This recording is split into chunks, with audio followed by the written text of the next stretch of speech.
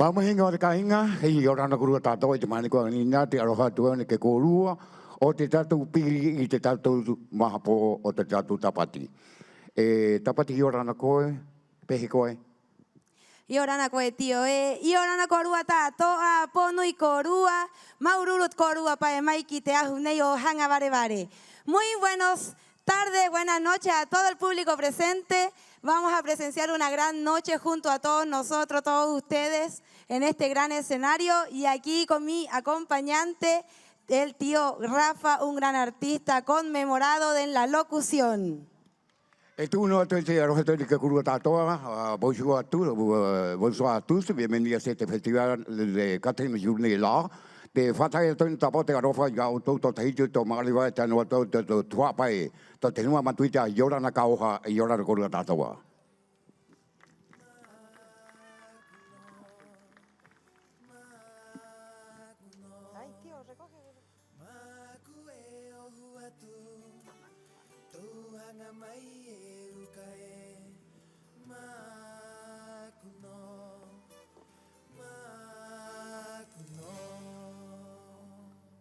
La hoi kolu i te a, i te mahaliwanga nina, te hamato tatu mahamahana o te ngongoro tapati Rapanui, tuno a te tatu kei tatu hora kakotiena.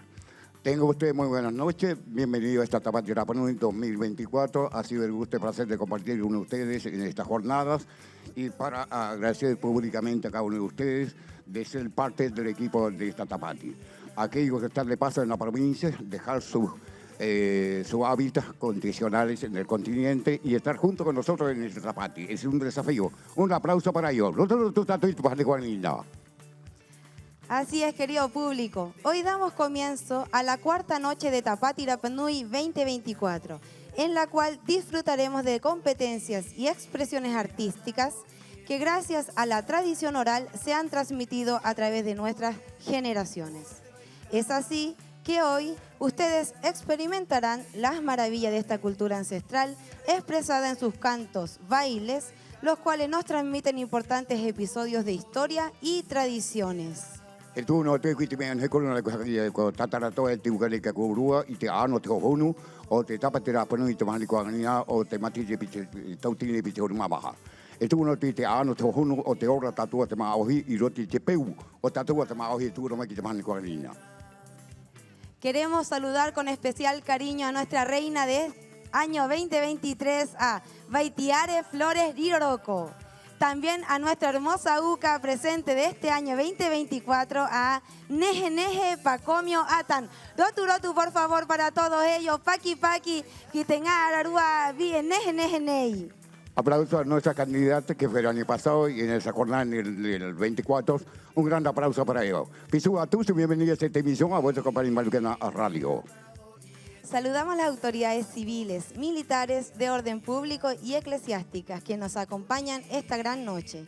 Junto con ello queremos saludar muy afectuosamente a quienes nos visitan, turistas, comunidad residente y para nuestro pueblo Rapanui, el alma y el corazón de este evento. Así que por favor, los que estamos presentes en este escenario, quiero que demos un muy fuerte aplauso para toda la comisión que está desarrollando esta actividad y para todos los artistas que se van a presentar en esta gran noche, en este escenario de Hanga Vare Vare. Y ahora no quiero tratar con los jacanos de yo que tratar de que Uruguay te ando te uno te ura o tengo un niño tatu yang nina. Acá por todo no jacaroa a muy no te aroja piso a todos bienvenidos a esta emisión. Saludamos especialmente a nuestro gran auspiciador oficial para esta cuarta noche de Tapati Rapanui, ENAP, con la participación de su director de almacenamiento y oleoductos, don Alejandro Luco, y jefe de terminal, Alejandro Tuquimaure. Un fuerte aplauso para nuestro gran auspiciador ENAP. Rotu. Esto no te me corúa te ona o anina y por mi trima y tatu Tapati o matechine ENAP. Rotu que te ono o te ENAP yang anina. Esta noche podremos disfrutar de las siguientes presentaciones culturales. Presentación artística de Enrique Ica. Presentación de su tatu de nuestra UCA Neje Neje Pacomio. Competencia Tatú Adultos. Competencia Kai Kai Adultos. presentación traje de majute, competencias de canto UT y presentación artística de Hangarau. La hoi koru whakarango e ta hake te atone nei tiukane ke korua o te amo te angalina ene like i ora na hoi koe o te liru te mai koe angalina he ono koe o te hauha atato te hinua mai a tō ke tūno atu ki te ngāpu ki ke angalina amuino te aroha ke korua tātawa. Público querido, sin más preámbulo, vamos a dar comienzo a la cuarta noche de esta hermosa Tapati Rapa Nui. Es por eso que queremos dejar con ustedes a un gran artista, compositor, amante de su cultura, que siempre quiere estar presente para demostrar el amor que tiene y la pasión por las tradiciones, el canto, la danza y todo lo que tenga que ver con nuestra cultura. Así que los dejamos a todos ustedes en este gran escenario de Hanga Barebare a Enrique Ica, Rotura Tupumai Corúa. Aplauso por favor a nuestros primeros participantes en este escenario. Hemos comentado ya reseñas en qué significa la participación de Enrique en estas jornadas. Hacemos la breve pausa y ya estamos al regreso.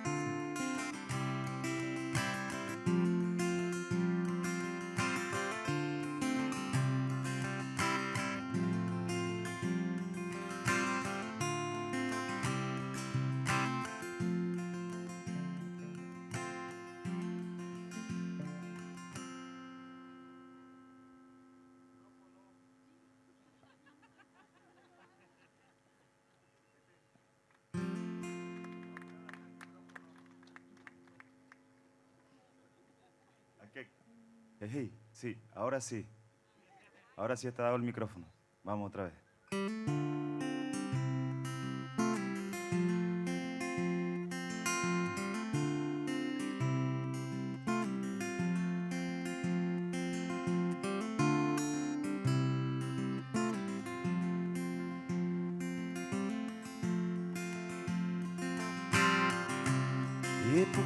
Epokie karamai koi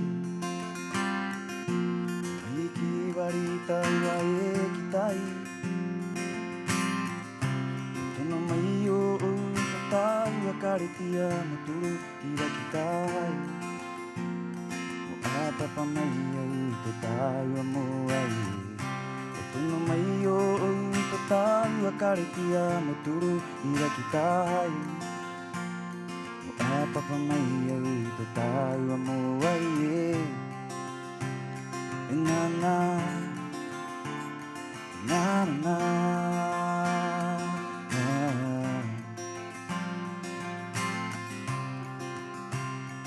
na na na anyway e te aku to oku hanga nei Kui hapa o mai ai Kui hanga I mai ai ai E nua e te aku to oku hanga nei Kui hapa o mai ai Kui hanga I mai ai ai E nua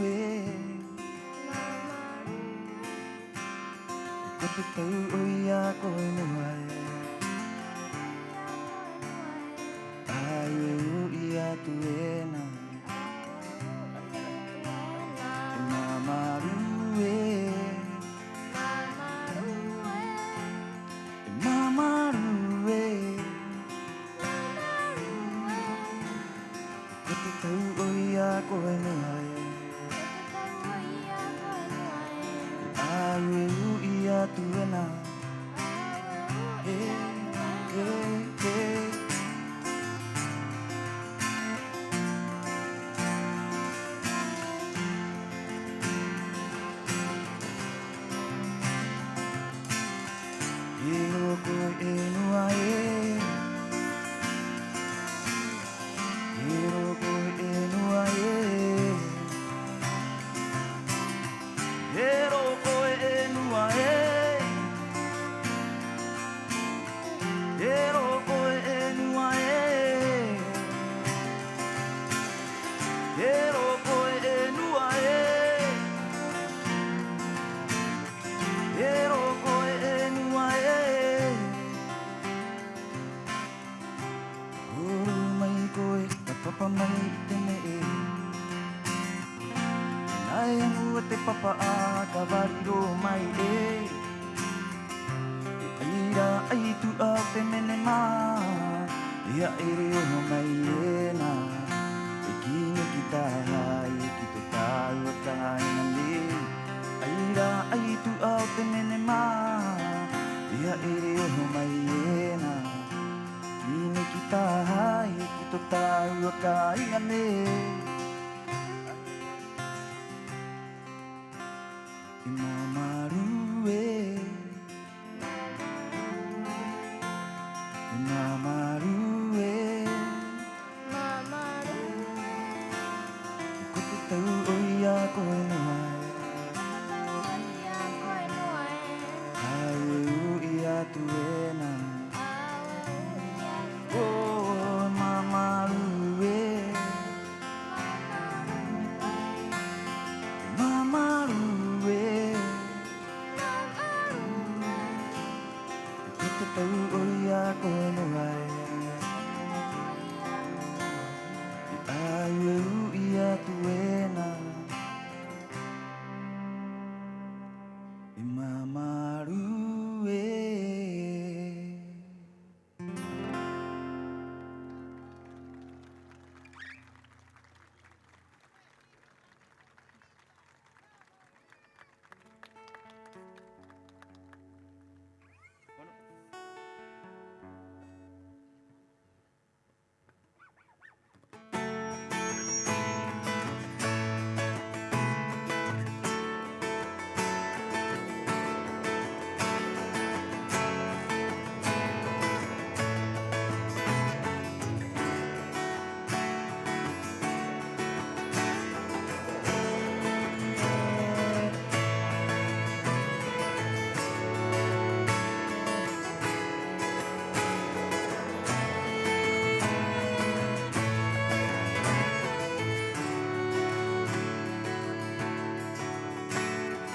Oha uru a te honu i nei Oha uru a te honu i nei Ara te kōpupu I o te vai kawa Ara te kōpupu I o te vai kawa E mahina o motohi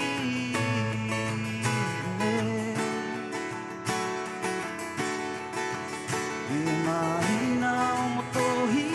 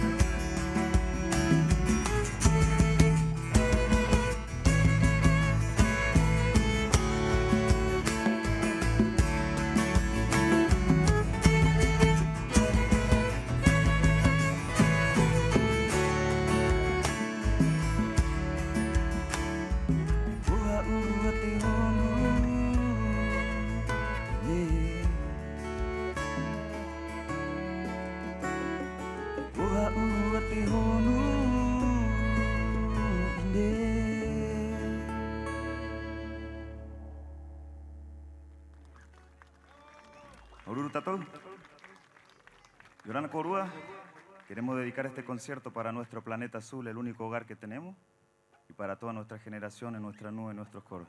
Maururu.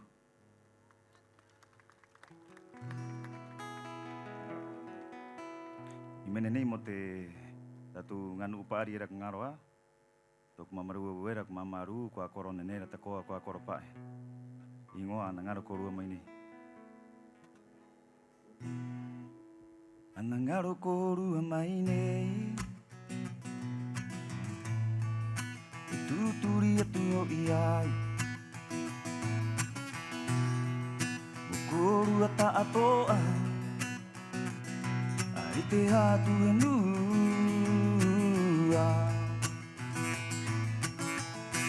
E puiro me te anu o pea. E pahe pui ngai rau te onu. Mairo te amo e ora ora nei. Haka ora nei a korua.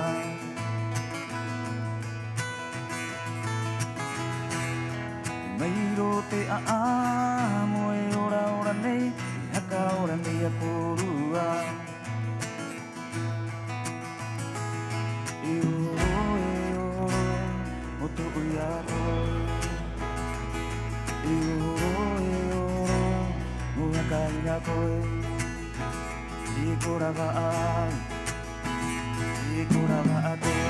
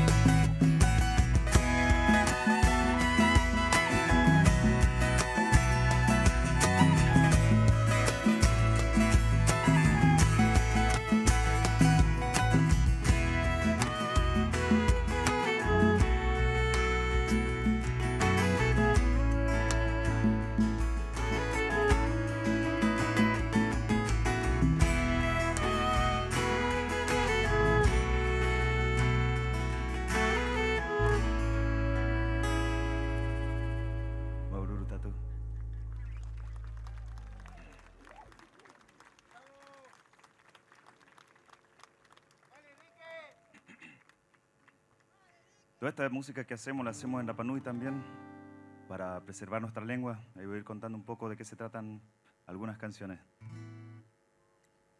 Esta es una canción del sector de Tajay, Coterico.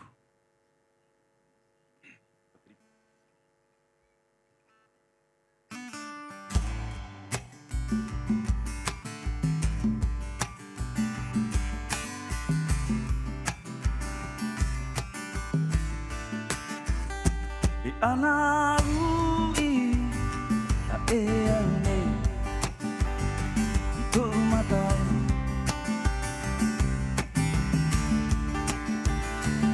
ana tikera e au ia koe a hengaro a haka o mai te hanga te here I roto ia a tu mana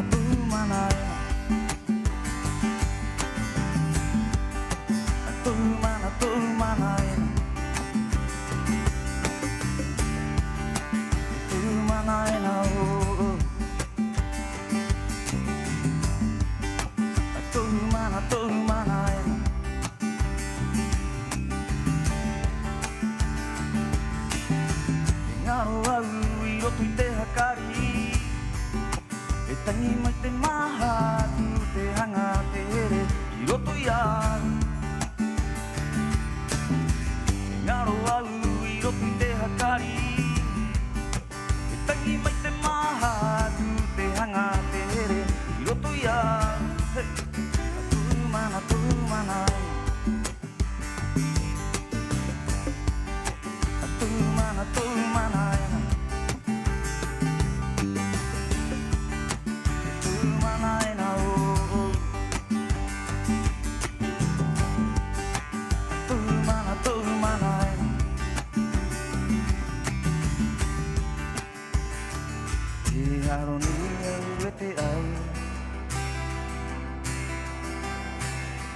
Pa ingai o nei Hai no mi kuia Uru te tokerai I koteriku koe ana piri mai E koe kia I vai uri au ana I atu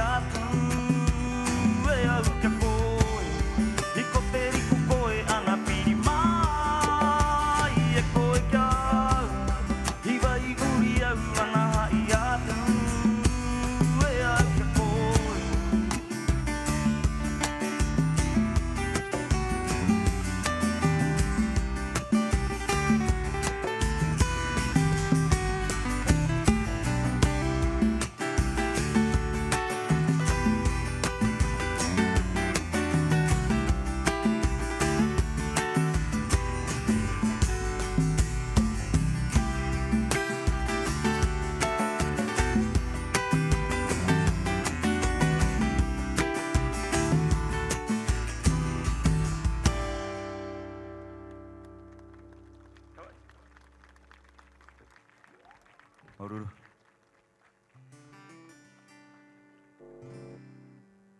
Toda la cultura que existe acá en Rapa Nui viene de una ciudad perdida que se llamaba Hiva y que a través de un sueño astral se logró asentar todo lo que existe hoy día. Y a través de una estrella, de un conjunto de estrellas que se llamaba Matariki, logramos llegar acá a Anaquena y asentar todo este legado. Esta canción se llama Matariki, en honor a las Pléyades.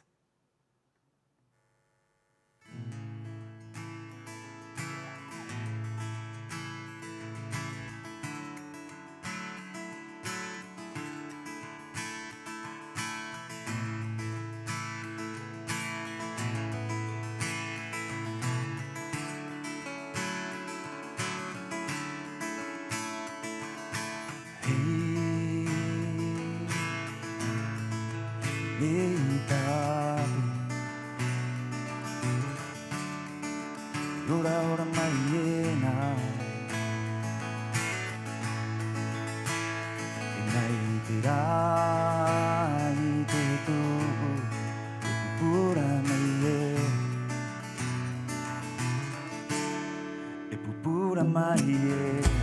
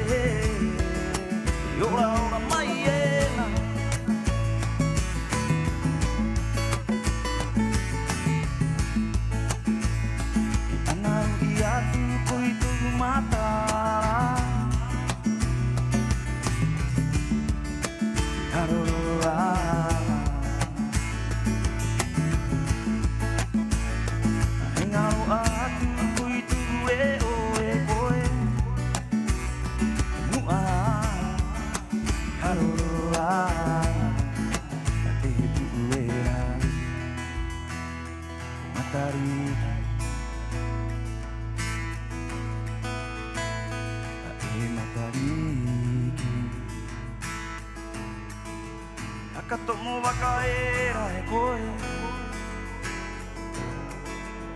Oku ariki nui A e matariki A e matariki A katomo wakaera e koe Oku ariki nui Oku ariki nui, oku ariki nui, oku ariki nui, oku ariki nui, oku ariki nui, oku ariki nui.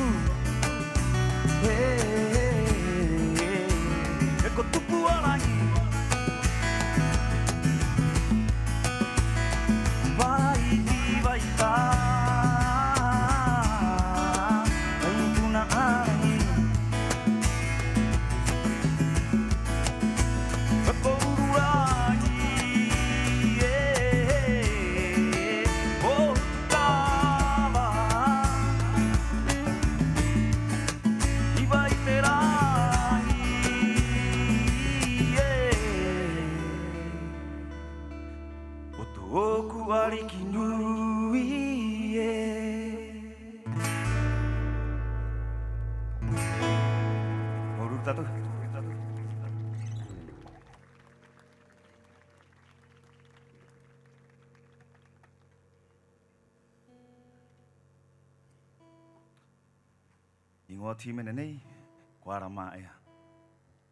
Esta canción se llama Camino de Piedra.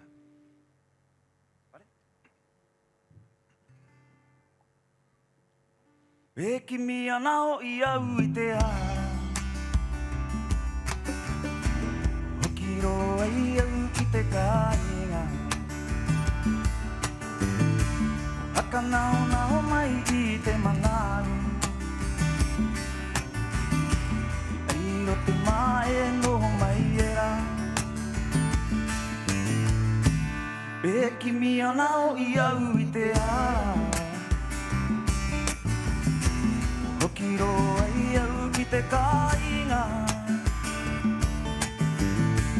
Haka nao mai I te manaru Airo te mae no mai era Hei te pupui I pararaha Haka nao I te hakari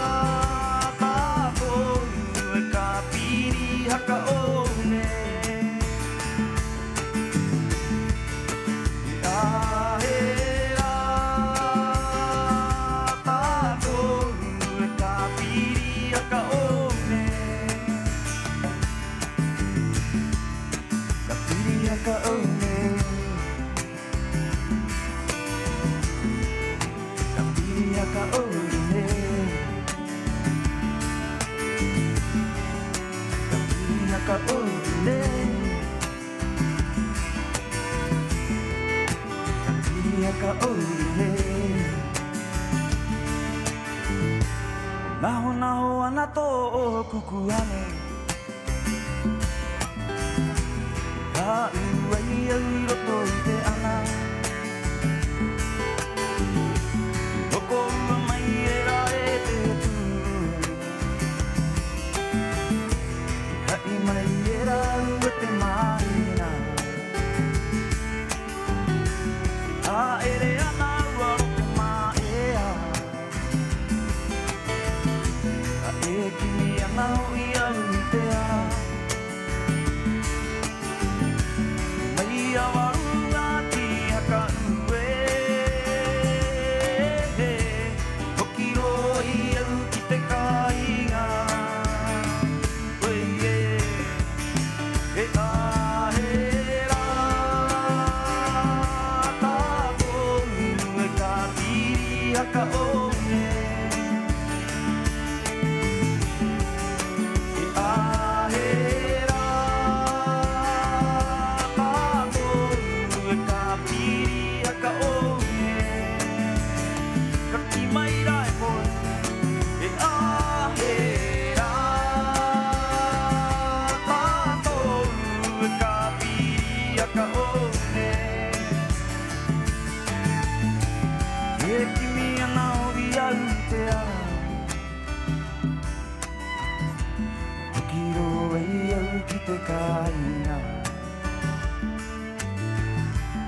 Eki mia nao I au te ara Hokiro ai au ki te kāinga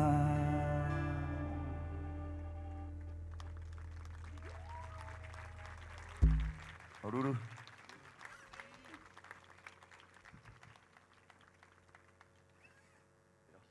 Emanu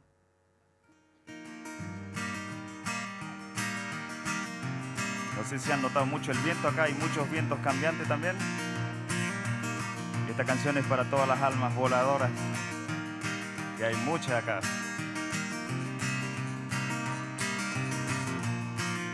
Muchas que siguen sus sueños. Itanoro te mana I ara mai koe I ako ki runga I no koe he manau E wānanga mai tu uro tō ka maroa mai Ka hei a ka kimita a me e koi hanga era I ara he ka amatane I a te e a o O ati topa o te raa I ara he ka amatane I a te e a o O ati topa o te raa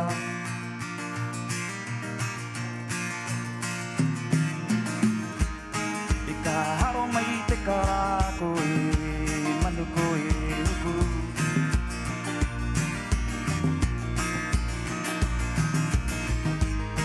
I uro koe te matai Mai motu nui ki te hau e pā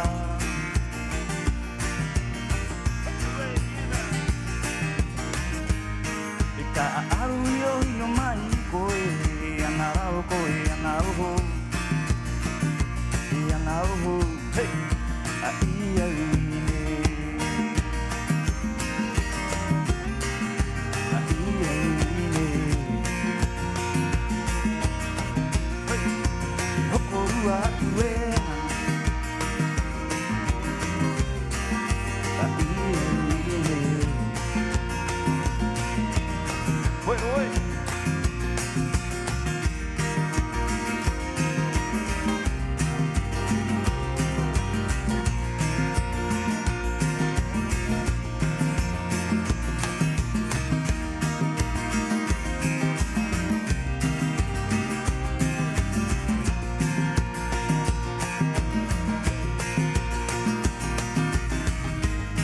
E ka haro mai te kara koe, manu koe upu.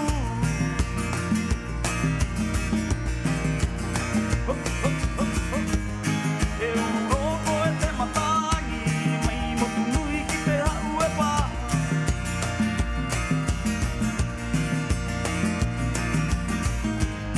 E ka aru io io mai koe, ana rau koe ana oho.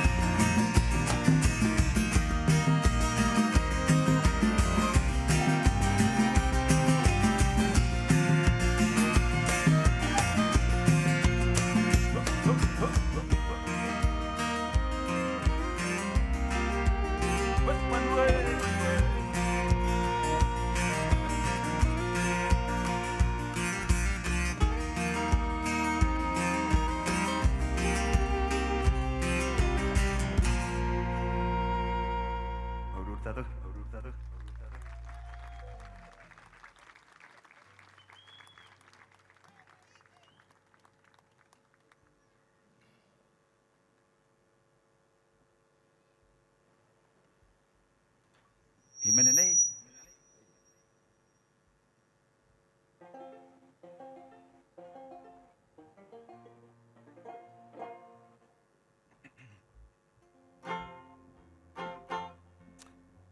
Maro atu poki a hutu, haka maranga te karu.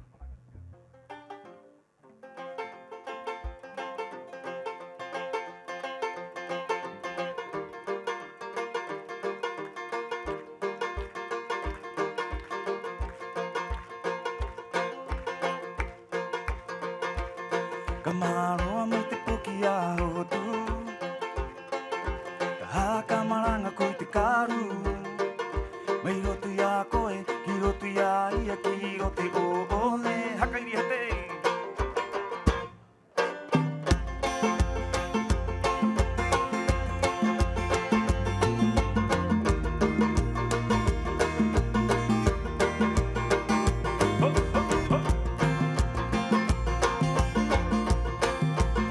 Ho,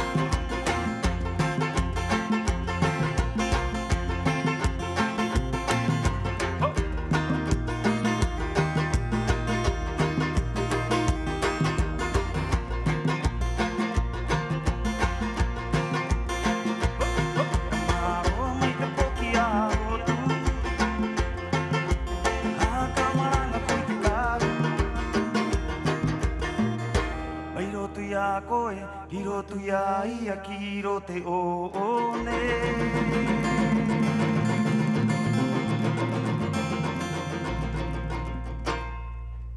Maururu.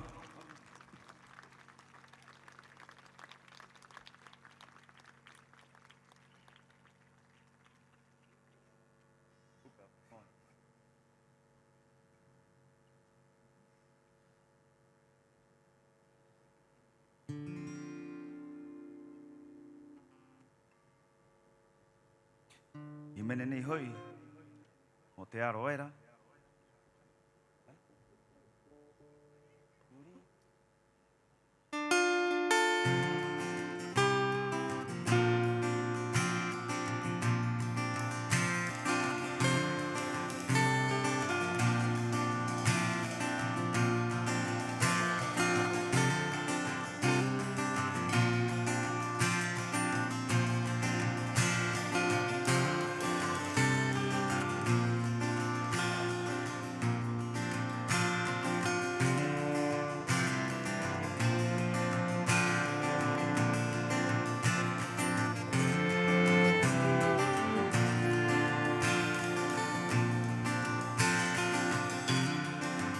Yo te mai a poha I rapanu.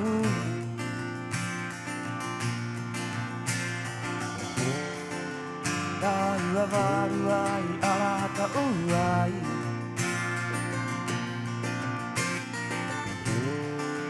Tu ure oia ko mai era kai.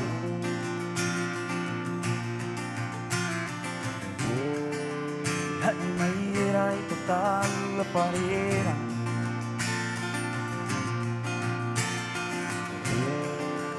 Ai parera vai kawa o motunui.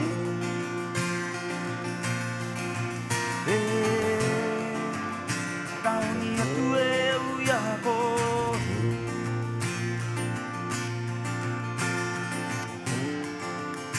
Ai parera vai kawa o motunui.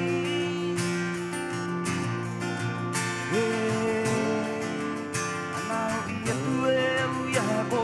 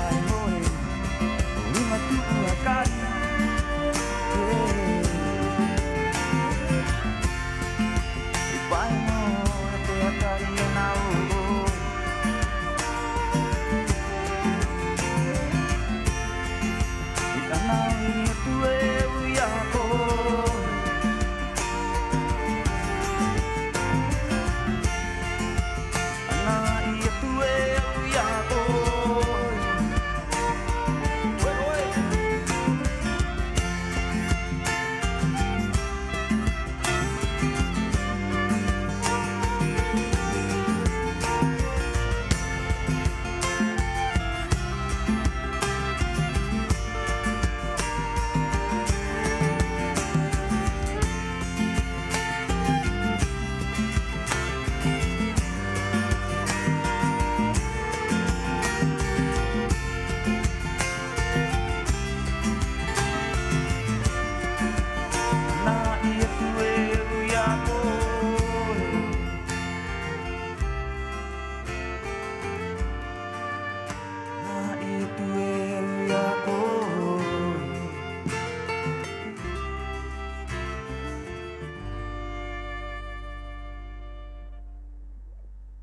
tú. Nos quedan 3 canciones. Esta canción que viene a continuación es un poco la filosofía de volver a nosotros mismos, de volver a nuestro hogar, a nosotros. Se llama Terevaca. Allá nació esta canción.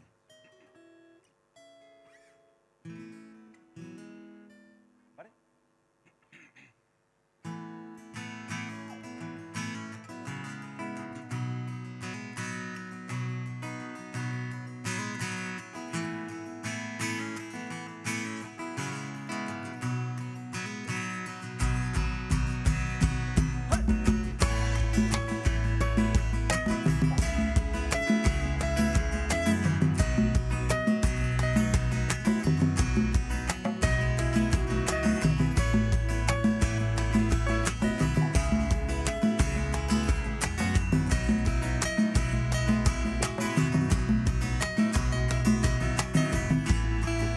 Te ai Terevaca, e o que mai te au o te kaina, e ki te kapua turu mai era, hai mai era te rungaru.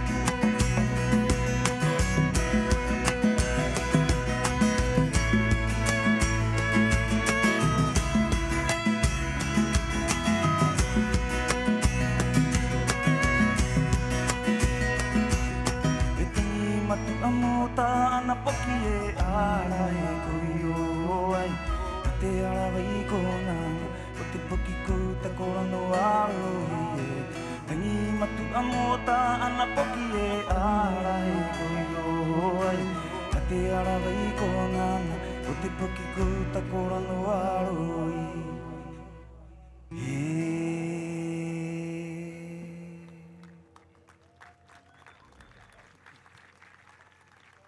Con estos últimos dos temas nos queremos despedir. Esta canción nace en un crucero en medio del Océano Pacífico con una amiga también que estábamos compartiendo en un crucero. Y de alguna manera ella estaba en búsqueda también de su camino, de su visión, de su trabajo, de cosas que hacer. Y le dije, bueno, espérame, voy a buscar la guitarra y vamos a hacer una canción. Y nació esta canción. De alguna manera, mi único consejo nomás es escuchar nuestro corazón.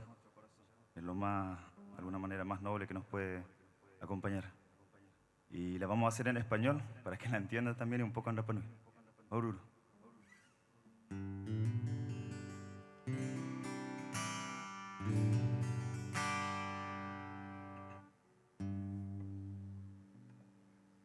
Y dice así.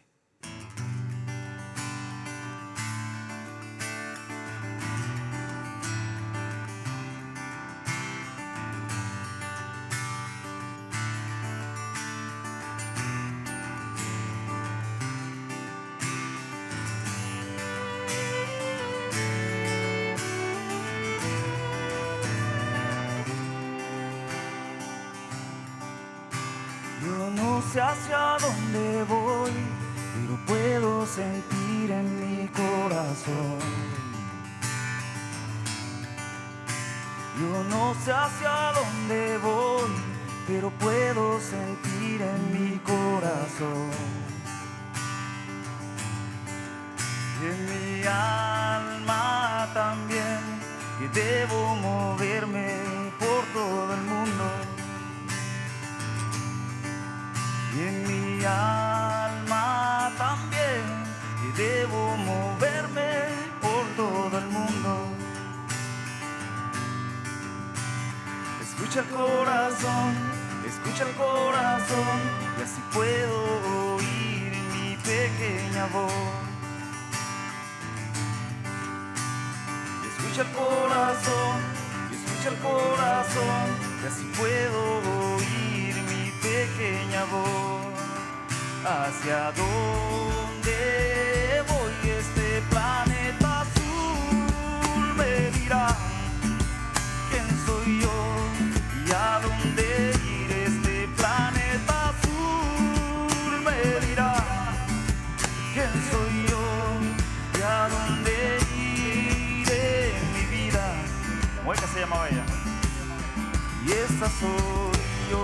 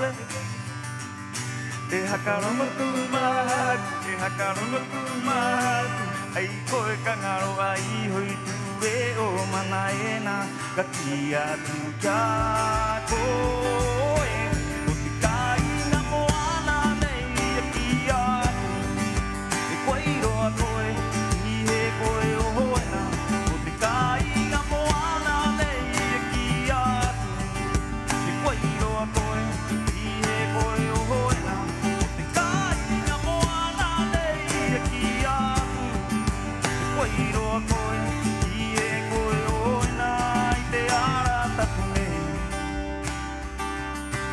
Peni o e tere nei Hey!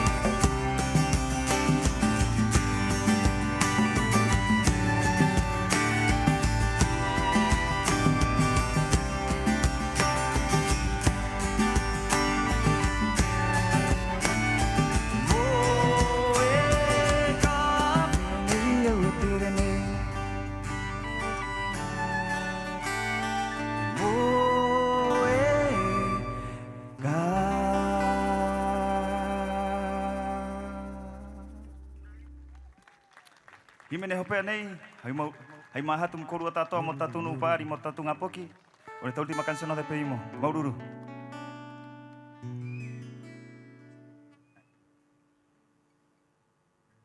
Esta canción es en honor a nuestros ancestros, a nosotros mismos, a honrar todo el linaje que llevamos acá dentro de nuestra sangre, de nuestro corazón. Hoy día somos todos la mejor versión de nuestros ancestros y nos llaman siempre a ser una mejor versión de persona y cuidar nuestro hogar. Maururu.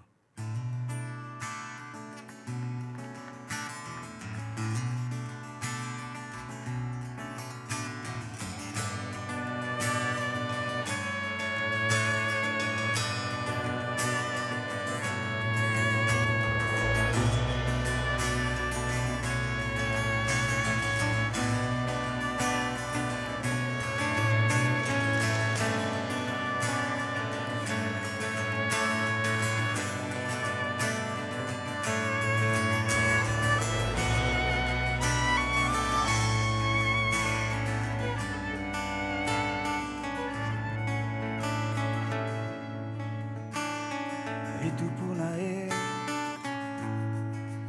Takia hio no mai kuia Ia une Ina o atu na itu mama Ia une Ina o atu na itu mama Himene tato Ora no anamado Ingane, ora no amado. Ingane.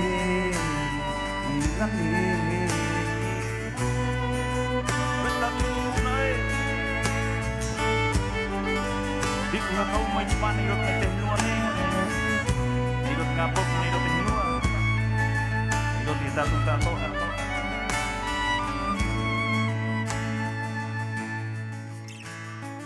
Itu puna e Tamana ua ka umai koe ako Ia une Oko rua tu ako itu uara Iko te rua Ine mai era ka ko itu tangata E mai ara E ora mai era mo tato E mai ara E ora mai era mo tato Himene tato Ora no ano mato Ingane Ora no ano mato Ingane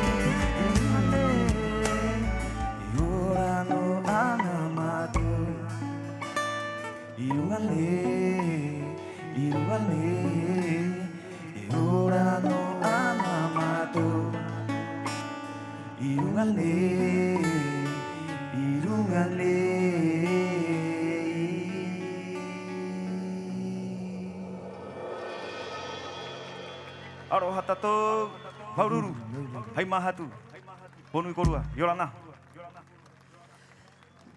Un fuerte aplauso para este gran artista, Enrique Ica, Paki Paki Korua. Roto ki tatu ai to te himene ko Enrique te mana ko ganina, amo ino te aroha ke korua. Roto. Aplauso por favor al público. Dale ese ánimo por favor. Arriba a enamorar. Así, público querido, por favor, quiero que todos nuestros artistas sientan este gran cariño, el amor que todos nosotros vamos a presenciar en esta gran noche. Así que, por favor, de nuevo, un muy fuerte aplauso para Enrique Ica. ¡Ese es mi público! Roto.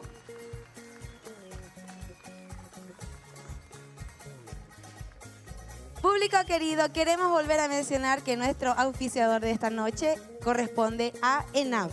También queremos dar los agradecimientos a quien me viste, a mí y a mi compañero Gina Anselmi, por este gran y hermoso, precioso vestido, junto con la joyería Majute. Por favor, un fuerte aplauso para todos los auspiciadores y todos quienes nos apoyan para poder realizar este gran festival. Es uno de estos Maururu tiene que cubrir te pone con la Maururu Coa o te puma y trima que te tapa terapia automática en la empresa nacional de petróleo. Así es, también, público, esta noche les voy a pedir muchos aplausos también para mi compañero, un gran representante de la locución, nuestro tío Rafa, así que por favor, un muy fuerte aplauso. Tapati, gracias, Maururu Kiakoe. De antemano quiero agradecer públicamente a ustedes. Ha sido parte de este escenario de mi crianza en las comunicaciones hasta el día de hoy. Esto debido a que a la confianza que depositaron ustedes en mí para seguir estas herencias ancestrales y ser parte de la imagen de la voz de la experiencia. Esto uno de los Maururu tiene que correr, te vas a guaganina, la cuaquilla de tiene que correr pene matiti y luego te toro al neo y ganina. Y tú te que corruaro, todo que te aturi, todo como Maururu, que corrua o te decía turi corru que hago y no fue y muy corrua y te vas a guaganina que tú has comido que no te ajule. Maururu y Yorana. Así es, querido compañero, querido público. Queremos en este momento comenzar la gran presentación de Tatu. Esto uno de hamata Tatu, a yo soy una Tatu, la curu sacaron mai que me que mañana estamos de Tatu que te opera.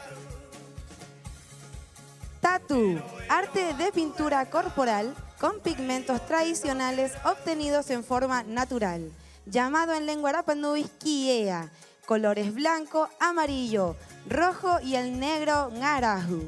Antiguamente formaban parte del uso en la vida cotidiana, embellecimiento, resaltando el tatuaje ya existente y también representar mediante los diseños la actividad de la persona que los llevaba. Hoy en día se expone de forma artística. Esto uno de te está matando una coco tatarata jugone o una tequilla. Esto uno me toma de cuangalia, cuidado, hermano tatu, o te oro tatu te maoji o una tequilla.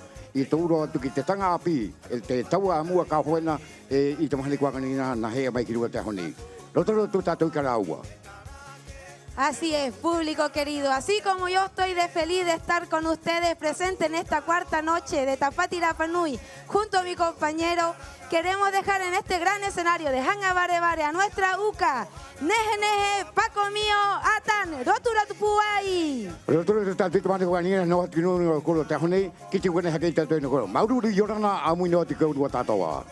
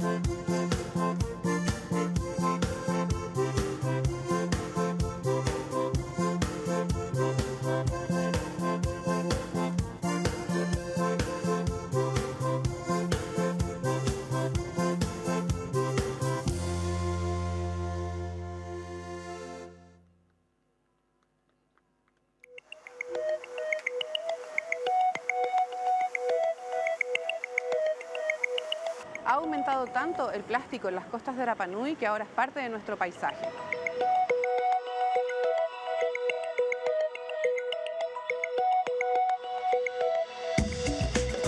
Hemos reconectado toneladas, pero necesitamos tu ayuda para seguir combatiendo este problema.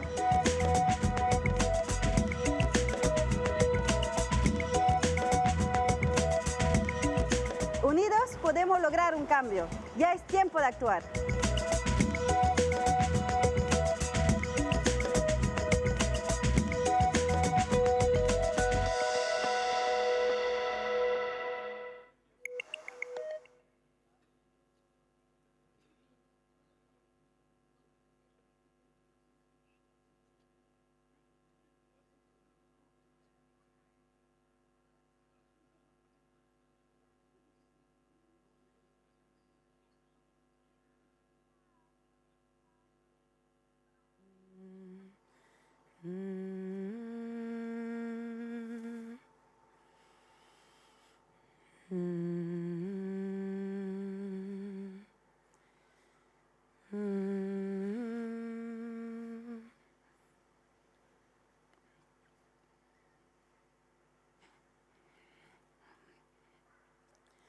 I orana te maingo te kainga, aroha tu e na mairunga nei. I runga i te ahu nei o te Rapanui, aroha tu e na au kia korua. Ko ai e korua, e hakarongo mai e na i te peho nei. Pehore ka nei o te tāpati nei, o te tāpati Rapanui nei. Ponui korua tātoa, i te mau maingo te mau kāinga. Kua nua kua koro i tua era pehe korua, peti e tai. E te huai i te ponei, hangau mō ata i te atu, e tahi a amu, o tātou tātoa. Kua unei, ko hau kēnau ka hiwa nehi pāko mio atanu. Tōku matu a tangata, ko sopsi pāko mio paua, haka ora o te marama koro o rongo, tūpahotu, o te miru toko te rangi, o te paenga o awareipua, he miru rau vai. Tōku matu a vie, ko Sandra Tante awe. Haka ara o te miru tūpahotu, i haka ara au o te nua era ko angata. Te amu nei, he amu angani nā, o te tāpati tātoa. Ha amata, mai te tumu pare, he turi, he wae matau. He tumu pare, he turi, he wae maui. He rao he oho te wae, ki te hare era, hare nui, hare iti.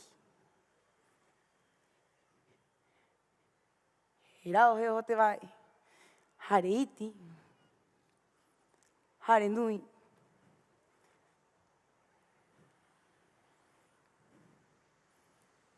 E he maururu ki te nu tātoa, ki te hare tātoa, hanga mo hau u ki te anga nei. Maururu o te hapi mai ki au te hauhaa, o te anga nei he tāpati Rapanui, he umanga. O tātou tātoa.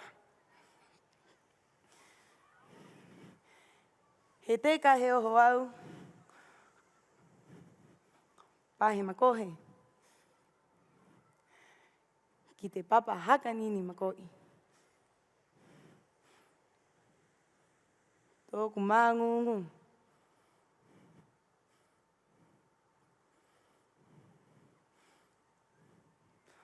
O te tātoa nuu, no airunga ia pepe, ka ipa mai koe e kuare pae, kiro te koro nei kata tahi e, e nā ko te noho e ngā a. Pehe, e ko te noho e ngā a. Ka māroa ka hau u tātou anga, e ina ko kata, he anga panga haa, o tātou tātoa.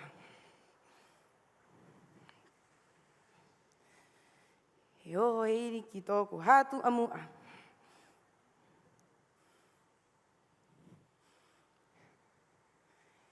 He me e tātoa au, engaro aina.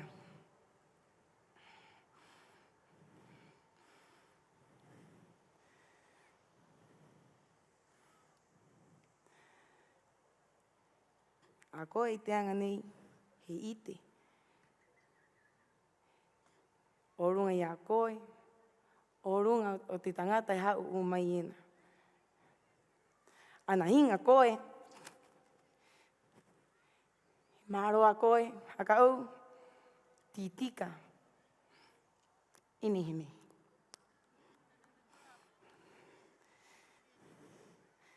Hei roa te waha, I roto I tātou oraraa, he hinga, he tutuki te wae. Pero he maroa haka au, ararua ko te ite. Ko te maramarama, e ko te angi, o runga I a koe.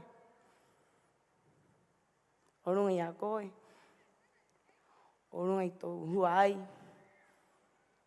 E o te taa, o te nuu mahani.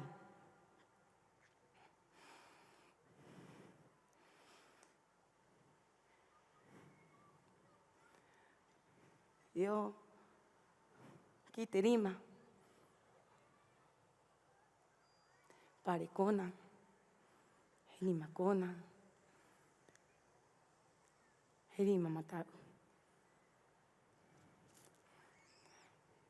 Pare kona, he rima kona, he rima maui. Ka tahina pena, ka rua.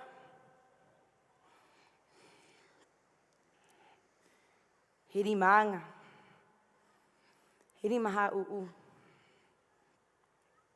O te nuu tātou a. I anga. I tātou anga ni. He rima wa ai. He rima maramarama.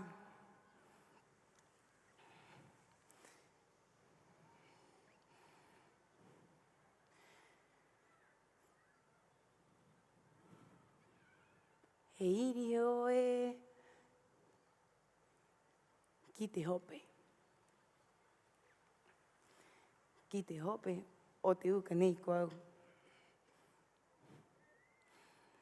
Ko koarahi a tōku mahatu. I roto I tōku inanga heki au. Ko koa a, o oku maua, o tōku puai, o tōku hakake. Tōku ito.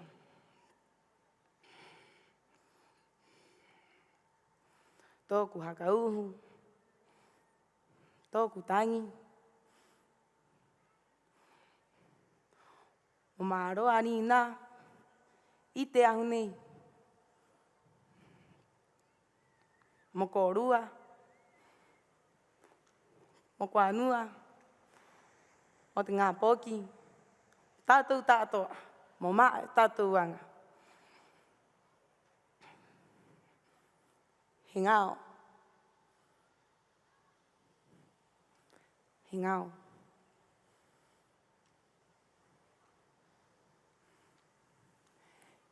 He ua, topa mai era.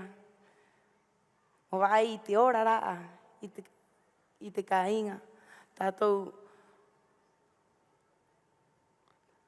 he nua, tātou ngā poki, tātou o oni.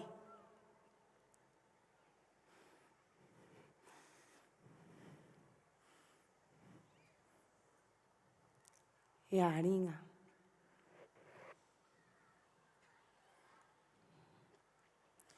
Nunga I tōku retu. Tōku kāinga.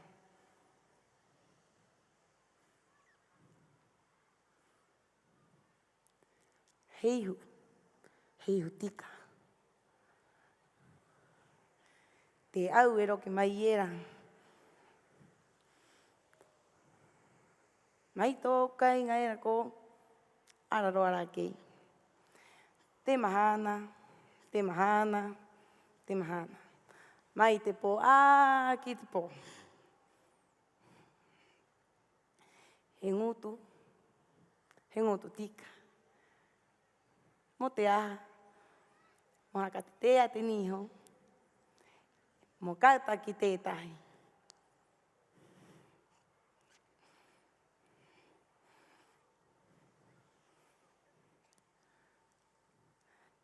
Tōku tākona rae, hi mahia, e hi maururu, mo korua tātoa, mo te ariki tātoa, māroa mai nei, I te ahu nei pauro te matahiti. Mo te rāua huai, haka uhu, He anga, mai te pō, ki te pō, mo tātou te anga. E te hua i e te mahingo e, o tātou tātoa, o tātou te rapa nui, te anga nei. Ka hā uu mai, hā uu atu takoa. Maururu, Yorana.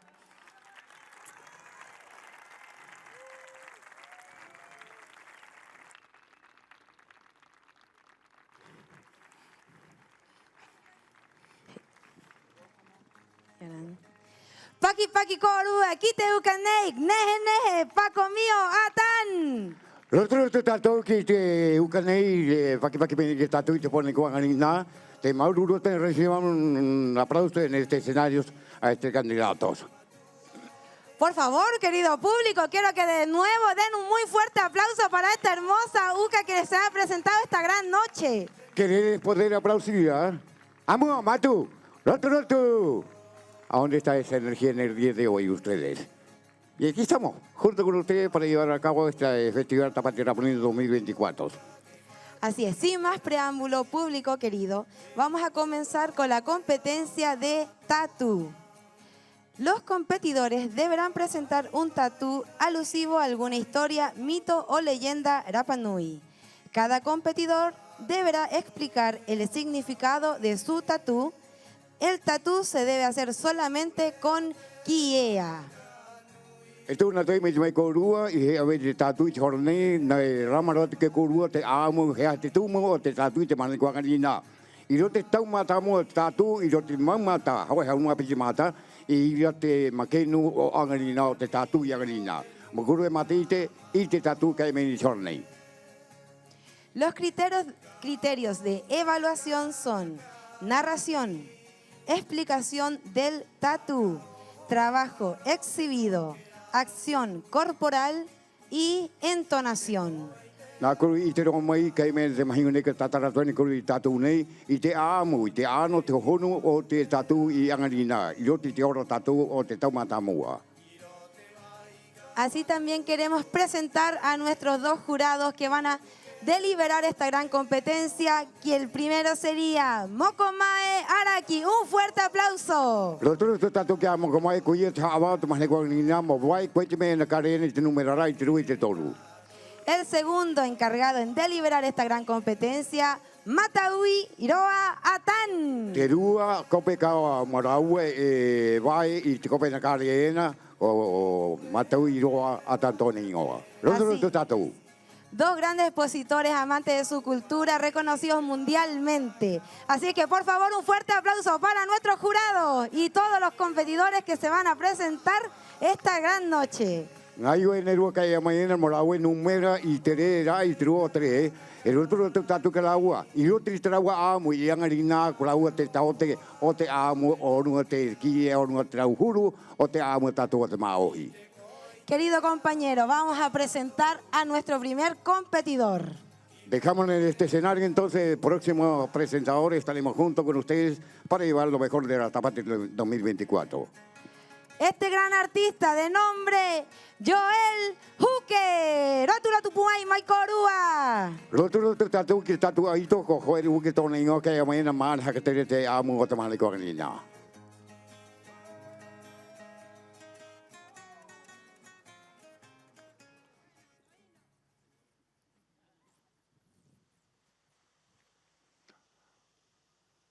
¡Viva!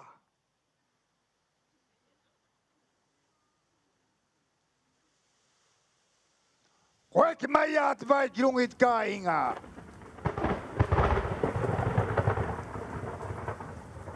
Wapai te tangata.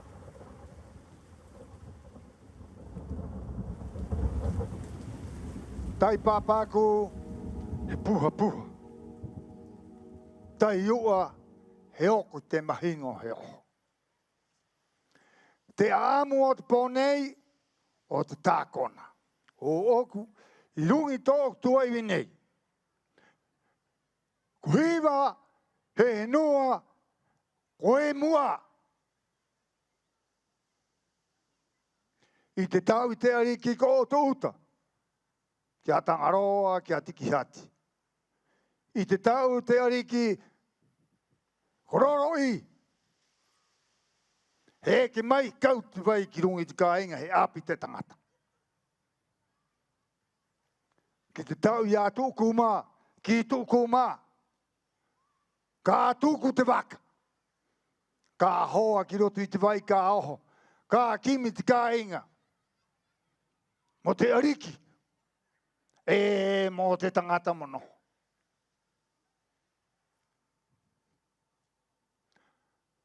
Ki te tau i a hotu. Moe hau maki tāna atua o te pō. Koe a mai ato ona, kuhane mei ro te hakari, ko hoa ku kimi ai te kāinga. He takea, hitu kāinga. I ro te nehu kā pua pua. Tahi kāinga, i ro te tera. Tau roa, re roa. He rao mai te vae, he tuu mai, ki motu nui, ki motu iti, ki motu tao. He ki te kuhane. Ko ngā koperi riwa tu tuu vai, te taanga. He rara mai te kāinga, he hoki, he oho, tuu ki hiwa, he uru ki roa tōna hakari, he ara.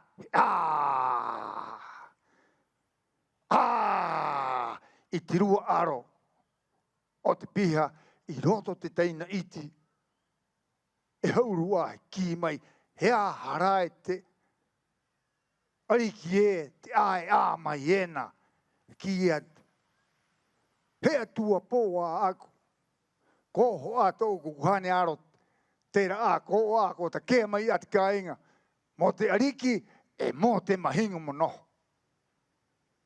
He unga te rongo ki te ariki motongi ko matua. He haka oho mai te hitu māra. He oho mai te hitu māra he tō ki motu nui ki he ro koru e kauare pae. I tiu i mata a koru i a ko ta kea mai a e au hai mata. He oho te waka tomo. Hanga te pau. He tu toi ki uta. Haka topa tahi te moi haa. He nohi ira. Mairi ai ki poko uri mo okai tikai. I o he hoki ki tāku a amu. Moho mai ki tōku he noa ki pito te hinua. Ko hiwa te amu i amu atuai.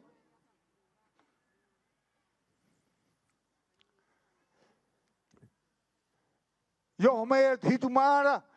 Ki te ariki a matua, ka tuku te waka nui.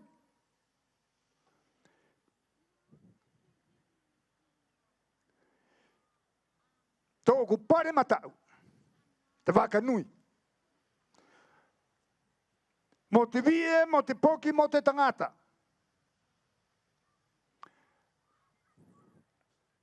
I te pane maui, mai te tumu ki te heru. Te kai. Te ipukaha mo te vai. Te umara mo te umu mo kai mo hangai o te tangata. Te maika. Te toa. Mai he oho mai roto i te waka. Haka ke kirunga. Haka ke te tangata. He oho mai ke te kāinga. Mo tūti mai ki nei. Matariki tupua pura te moriro te moana. Mai ha te moana. Wai te awai o tātou e honei ko ana kena. Ki hora iti.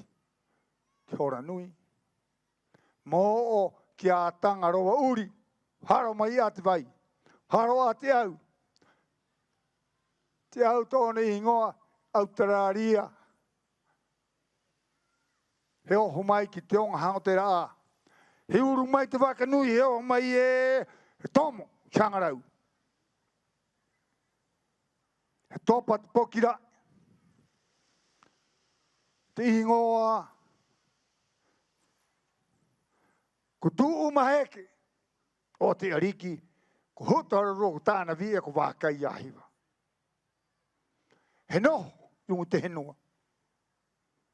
He oka. He haapi. He anga i te hare. He ora te tangata. He haka tui te moi. I nau kai haka tui te moi nungi au. Pura e ero ngapo ki o hai e ero at moi. He oho te koro hua e paru paru he mata. Paru paru e ri matera. Mau mai he muraki. Hare muraki. Ai papa. Tō mai he muraki te ariki. I te hare o awa. I muraki era. Tō mai te puoko he pao. He mau he oho mai e poki rā era. Ko tu tangata pore ko eri hangarau tō mai te mahana rā era. Ku tū maheke. Ko te ai tu ua i puku takaure. Kaua e takaure.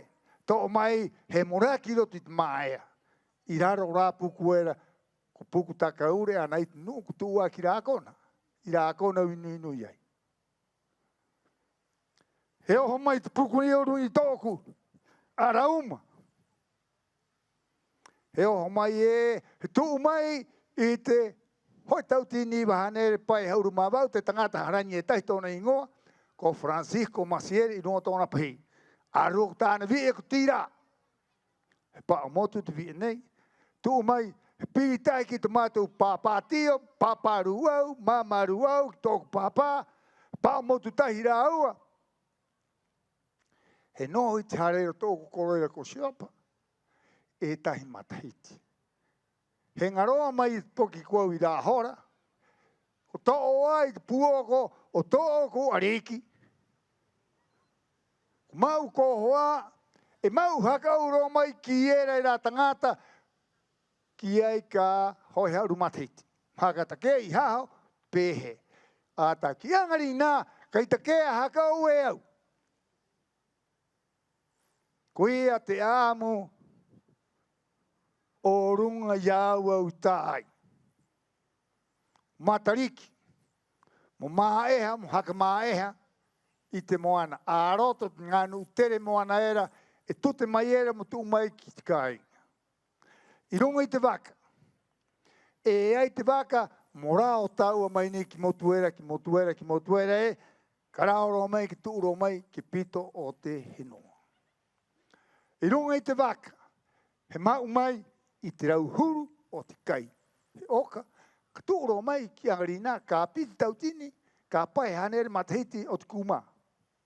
Ka ingaro hakau, o te maika, o te toa, o te moa, o te vie, o te poki, o te tangata, ka oro mai tātou i angarina, ki nungu peho, i nungu te aune.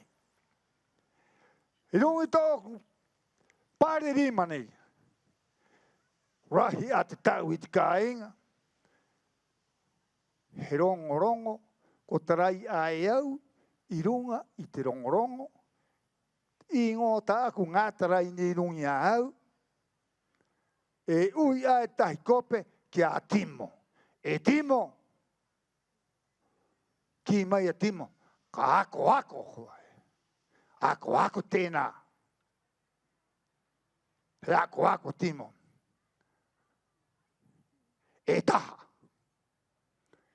E tuku.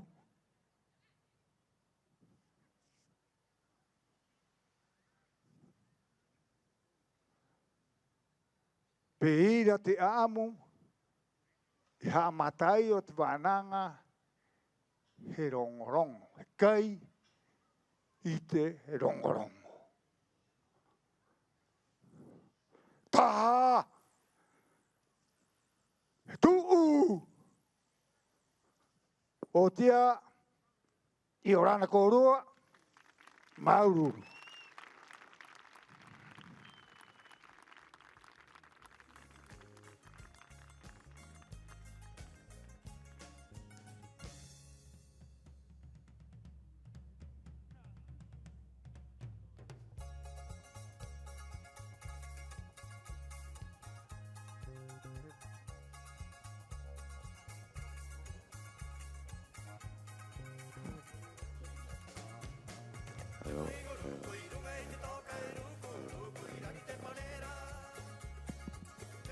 Paki Paki Korua, Kia Koro, Joel Huque. Roto tatu te pare kong nere ki tatu ai to Joel Huque te pare kong ni tataro i te na rama mai te amu o lunga te amu i anga ni tu no taro te tu mo o te huai mata mo ki tatu ki te hinua. E te maumahingot kainga, i te hora nei he a te rua kopea ati i te po nei. Te ingoa ko, vai o te rangi, pakarati, rotu puai korua. Bueno, en cualquier momento voy a estar representando a uno de los candidatos que acaban de nombrar, a uno de mis compañeros, para recibir este escenario con un gran aplauso. Y ahora no curva tatoa.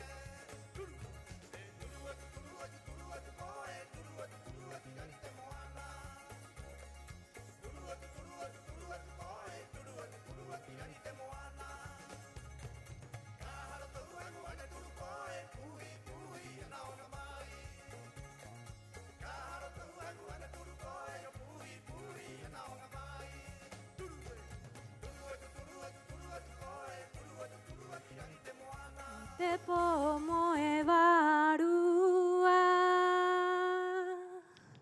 te kuhane oho mai, oho atu, he tupuna o te ora, kauru mai, kauru mai.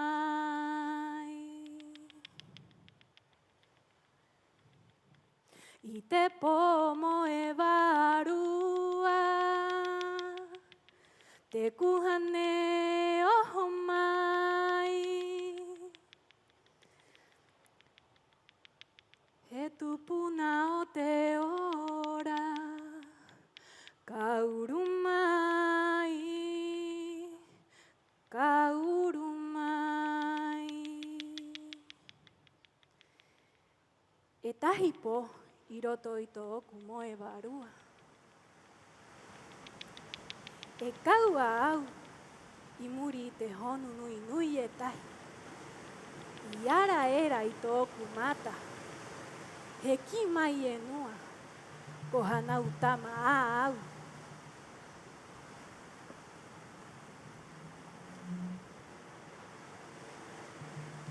I runga i tō oku tua iwi, he honu.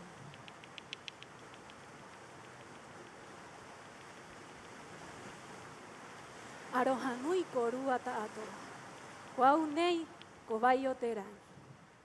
I au, he mahia kia ko rua, i tō oku tātu.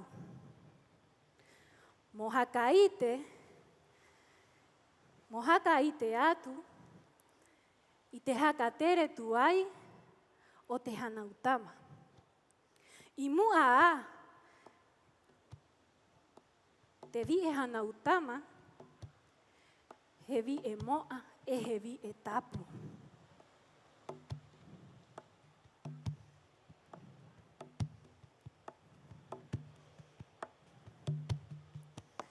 He pare kona, he rima kona matau.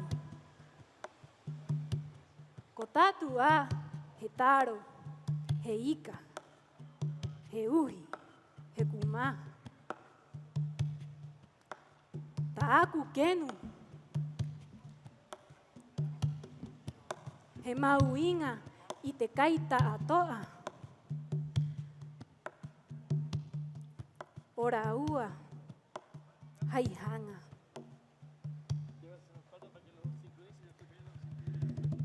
I runga i tōku hope, he pare kona, he rima kona, maui,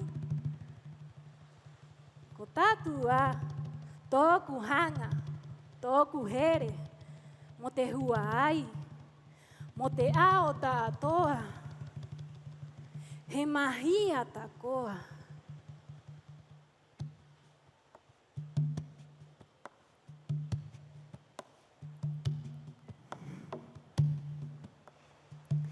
Te henua, te kāinga, te kahu, te vai, ko tātua, i runga i tōku hatu a mua. Mai te kona nei, he a i te mana, i te puai, mo te ora, mo haere i te ara, mo tupu o te poki.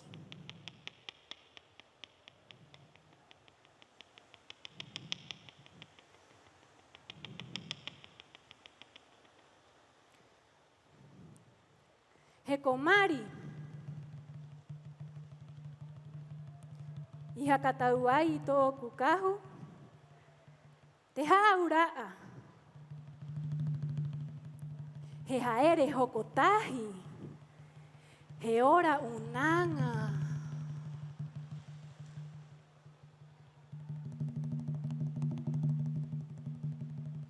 He hakatupu te ngā poki.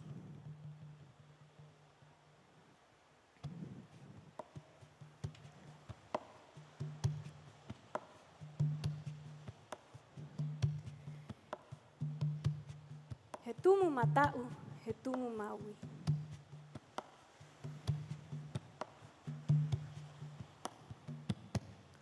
Ko tātua, he poki.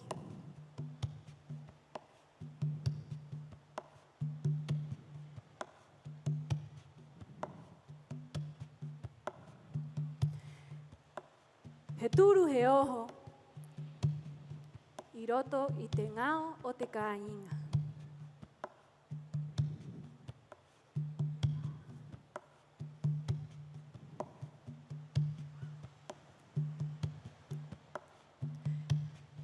I runga i tōku tua papa,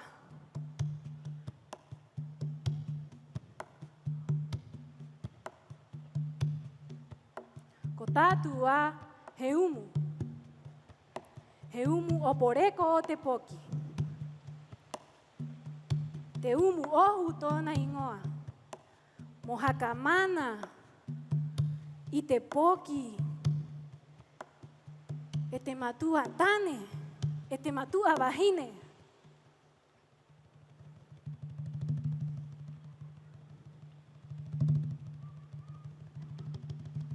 I runga i tōku retu, ihu, ihu tika, pangahaa, he ngao. Ko tātua, he ngoe. He maramarama, he ite.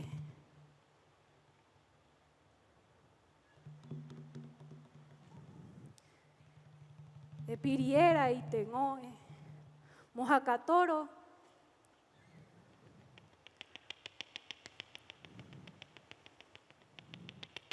mohakatoro, o te haau, i roto i te manau.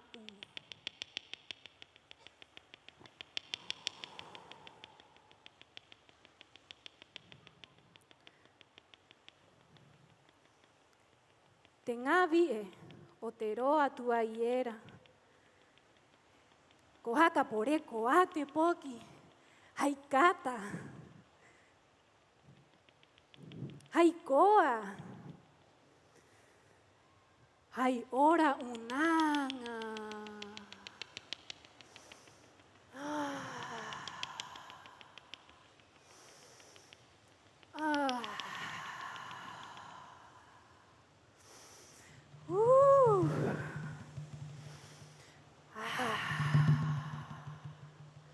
Kumao a tōku tātu. Maururu.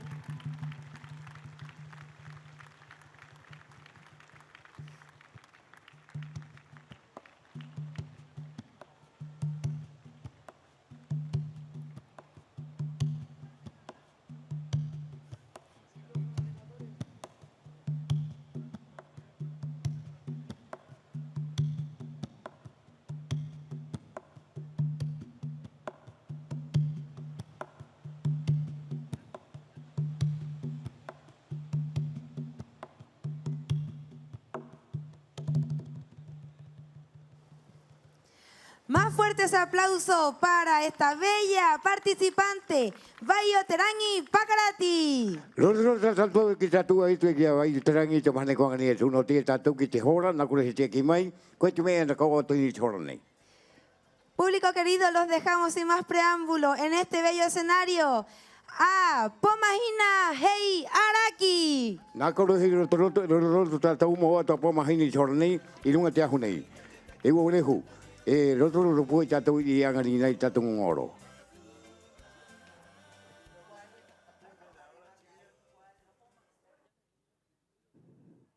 Aroha nui korua, to'oku ingoa Pomahina Hei Araki, o te aroera o tupa hotu, o te haumoana. To'oku matu atane, Coruso Hei Chávez, ararua ko Ángela Cecilia Cardinali. He makupuna au, o Matusalem Hei Riroroko, ararua ko Cecilia Cardinali. Iau he aamu atu, e he haaura atu, aro te hakari nei, hakari vi e nei. I te aamu o oho vehi iti. I tu umaiera kawa aro, ararua ko kawa tua, e haere no ana, a oho vehi. He tikea I te poki nehe e tahi, ko ure a oho vehi iti. He pohe ki rā poki mo mau ki te rā ua ka inga. He veu he oho ki rā poki he ui. E riwaroma ua, mo aru ki atu I tu ukutu, he pāhono mai e rā poki. He to'o mai he aruke, he pangaha a te hauru, he hauru. He moi rā poki, I roto I te moenga, he viri, ki roto I rā moenga, he mau ki te pū, o pō ike. I mau era ki ira, he haamata he haangai, hai I orangi. E to'o mai era, mai te raua ka inga ko hiwa. He tikea, e te nuahine e tahi, nuahine pike a uri. He veu, he iri, he haaki ki rā poki.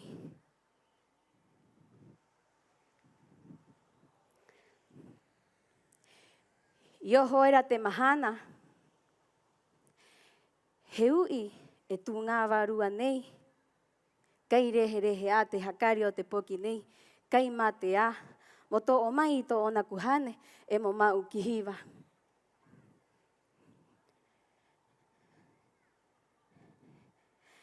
He angi, e he tikea, I te ru au nei, he pohe mo ti ngai, e mo mau I te kuhane o rā poki, ki te rau a ka inga. He haamata atu a te retu, ki te mata, he mata pea. He ihu tika, he ngutu tika, he āringa, o kawa aro, e o kawa tua. He hope, ka inga era, o kawa aro, e o kawa tua. He pare kona, he rima kona, he pare kona, he rima kona, matau, e maui. He rima, o te ru au nei, ko nua hine pike a uri, to ona mana, he haariro ia, pahe pike a. O tātu a, I runga I to oku hope. He topa he turu, ki te tumu pare matau, e maui.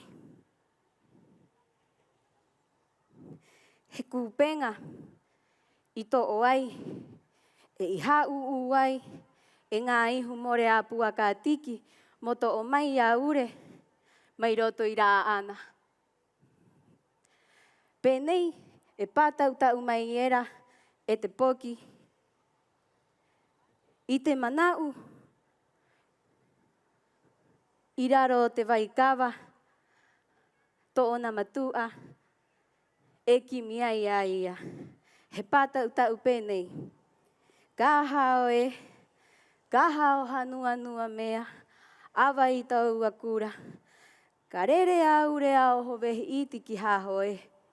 Nā oho vehi nui, Na o tito o kumatua, e roa marengo, e kai tangata, mohatu o, e ure tere pae.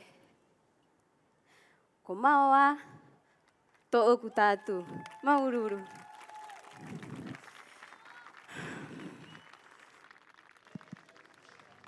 Hello. Paki paki korua kia, pomahina, hei, araki. Roto tātou te a pomahina i te patautau mei tāna a amu i Angarina. Y vamos a dejar con ustedes al cuarto participante de esta noche.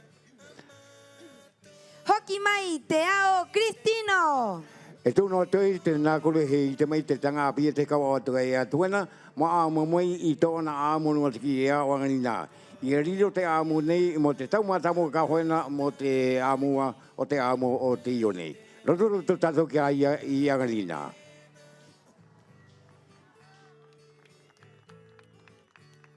Pōnui korua.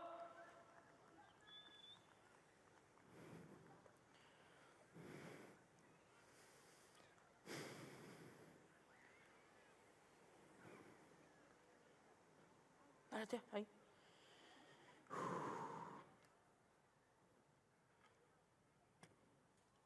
Kau nei, ka hoki mai haka iki. He tā kona au. Hi,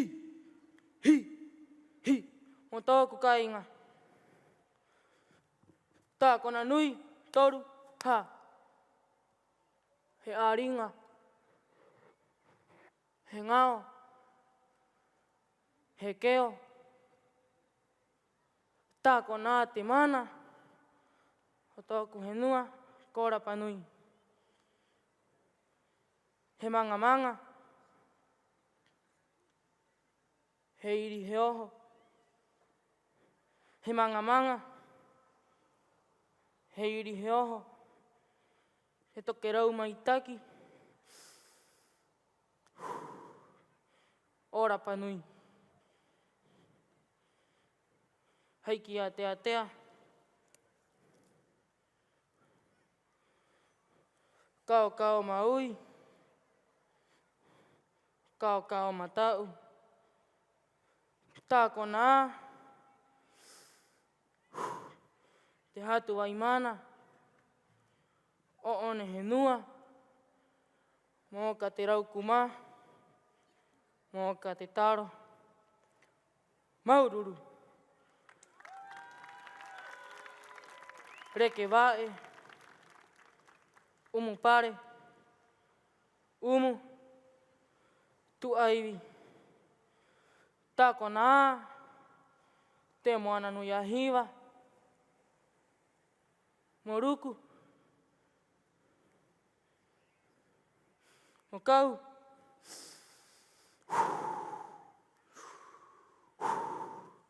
Mo hi te ika. Mo haka honu. Mo koa, mo reka. Ko te reka o te waikawa. Tātou te rapanui, he tangata waikawa, o he ho. Turi, umu pare, tā kona te rongorongo, e haaura a, e ono tupuna. Ai runga i tōku manawa. Tā kona a. Te hanga. I tōku matu a wahine. I tōku matu a tane. Te hanga. He ono mau o tātou. Haka matara. Hi. Mau a. Maururu.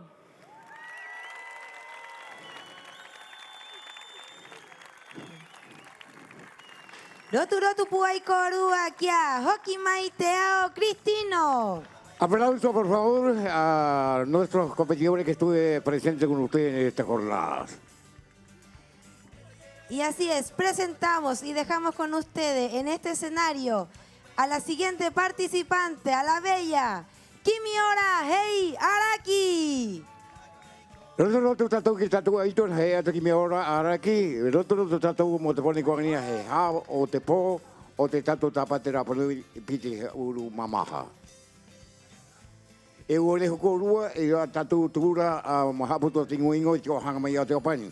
E mo de kala que pa está con la ingreso al festival al lado derecho. De antemano muchísimas gracias.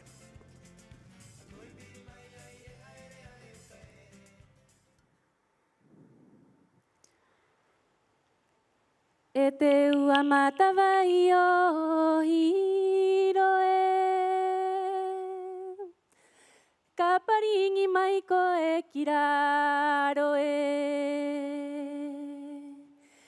Kararanga mai i runga i te nua nei. Ko ngaro ana te raa. Iko topa a te po. Mo turu mai o oku, mo ki atu kia koru ata atoa. I o rana.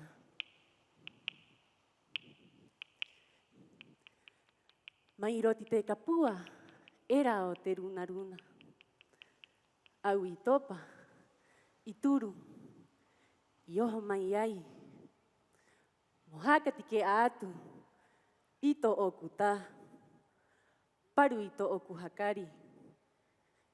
Mai raro ki runga.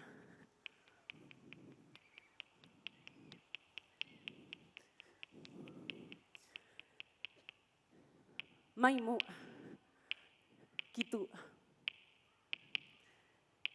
Haiki e atea tea. Haiki e a uri uri. Haiki e a mea mea. Moha ariro e au i a renga pohia. Mai te retu kona, ki te hihirenga. Kato paro mai, a te iho tika, ki te ngutu tika. He pangahaa, he pangahaa. He ngāo, mohaka mau, i runga i to oku hope, to oku ka inga. Ko hotu iti. He pare kona, he rima kona. He pare kona, he rima kona. He manga rima. Matau, maui.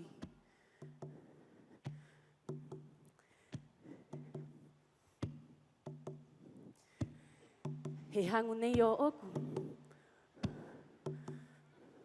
Mo utu mai i te vai.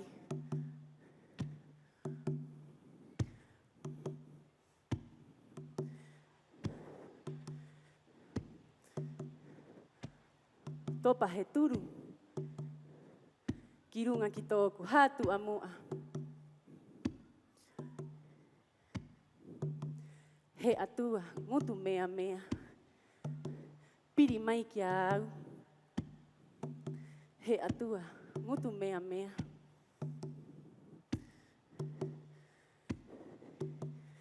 Ka onga mai, a te pare kona. Rima he rima kona.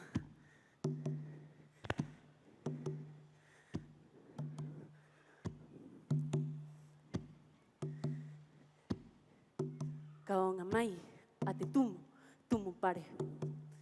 A te tumu pare. Matau, e maui. He rao.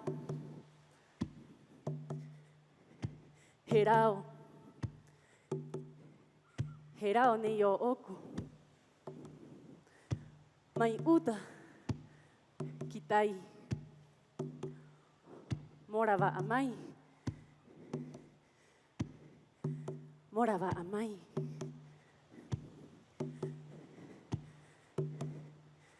I te vai.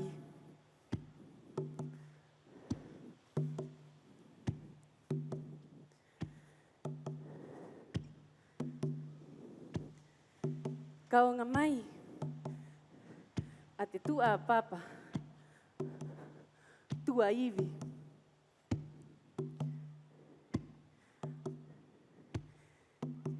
He puku, ko hotu iti. Ai runga i te puku nei, ai e noho e ui mai era.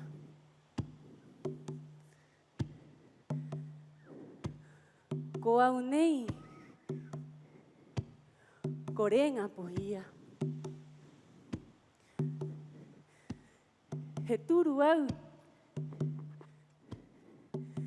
ki te vai u utu mai. He turu au, ki te vai u utu mai.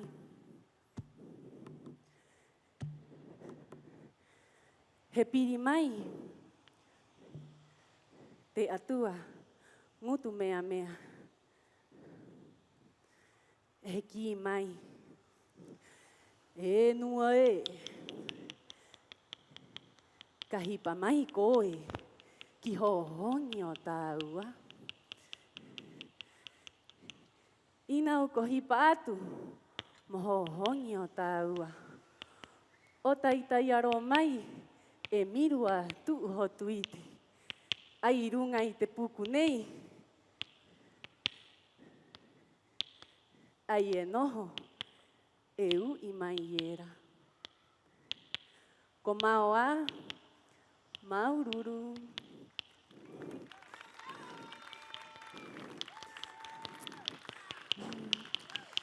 Un fuerte aplauso para la bella Kimi Ora, hey, Araki. Roto tatou ki tatou ai o te horonei ki a Kimirei Araki i e amaiene i wahiete na mātou kōrua. Y dejamos con ustedes a la siguiente participante, Haukena Meya Ika. Roto tatou ki a haukena nā he o atu ki rungo te ahu mo roto tatou i te mare kuangarina.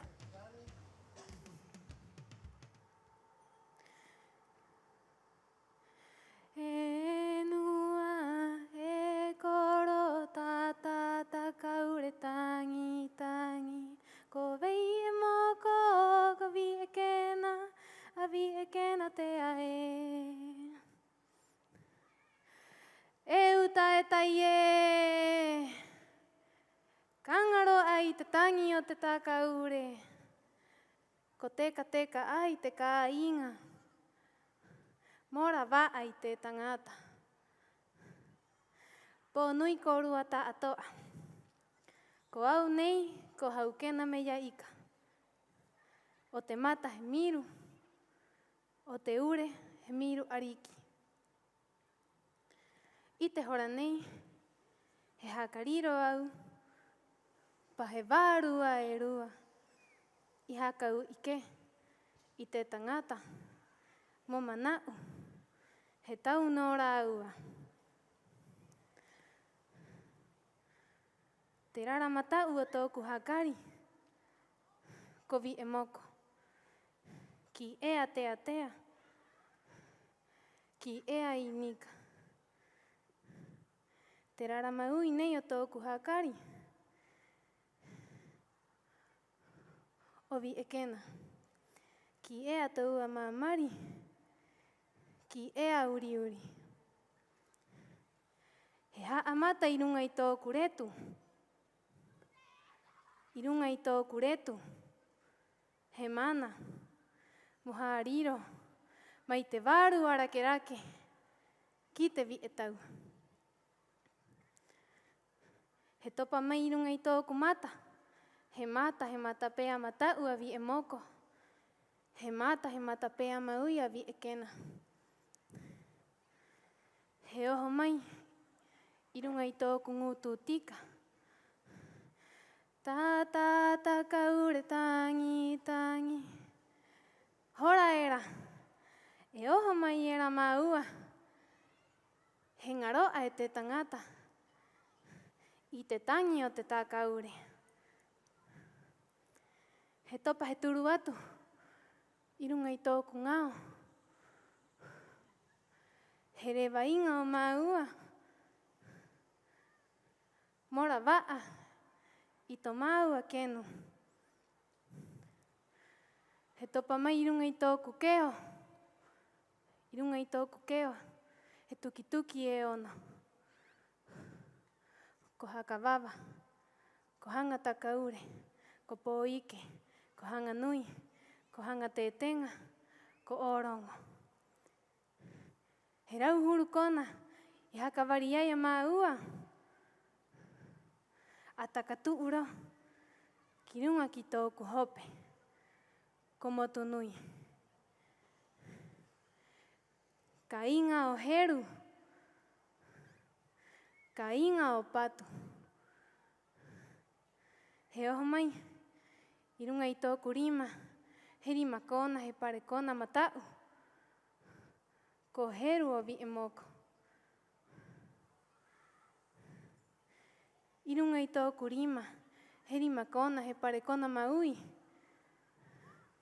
Ko patu a vi e kena. I runga I tōku hātu a mua. Ko te maua ngā poki. Ko heru poti. Te omotohi. Ko patu poki. Te mahina api. I runga I tōku tumu matau. Te hakari parauti a vi e moko. He moko. I runga I tōku tumu maui. Te hakari parauti a vi e kena. He manu kena. Hora era. E ite era e te maua kenu. He tēterero ai ki pōike. He oho mai. I tua. I runga I tōku tu aivi. Hatu a ingo ingo. Hatu a papa. He matua o maua. Vi e kena tea. He topa he turu atu.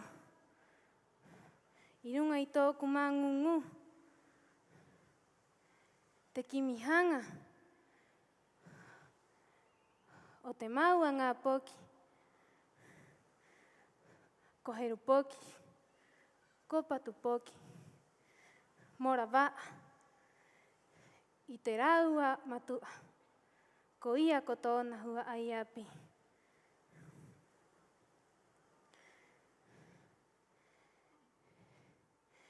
I tua. I tōku tumu matau. Ko vivi vivi. I tua. I tōku tumu maui. Ko wawa wawa. He wārua e rua. I oho mai era mai hiva. He nono ia maua mo tinga I mai. O te koromaki. Ki to maua hua ai. E vivi vivi.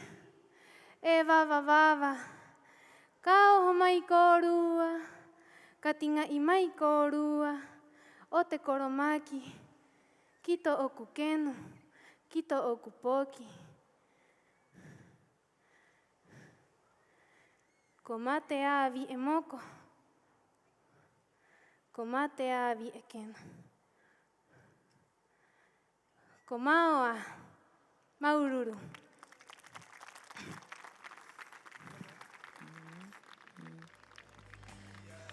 Rotu rotu mai korua kia. Haukena meia ika. Lo despedimos, gran aplauso a Haukena Ika en esta jornada.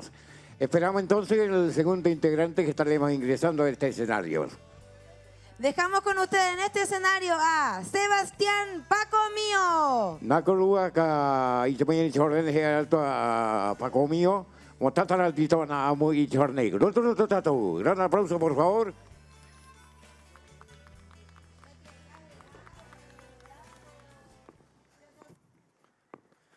Aroha nui, te mauaringa o. Kuau nei, ko kainga. Ioho mai nei, mai te aro era, o te tiamo. Mai runga I te ahu era, kuahu, mātaitai.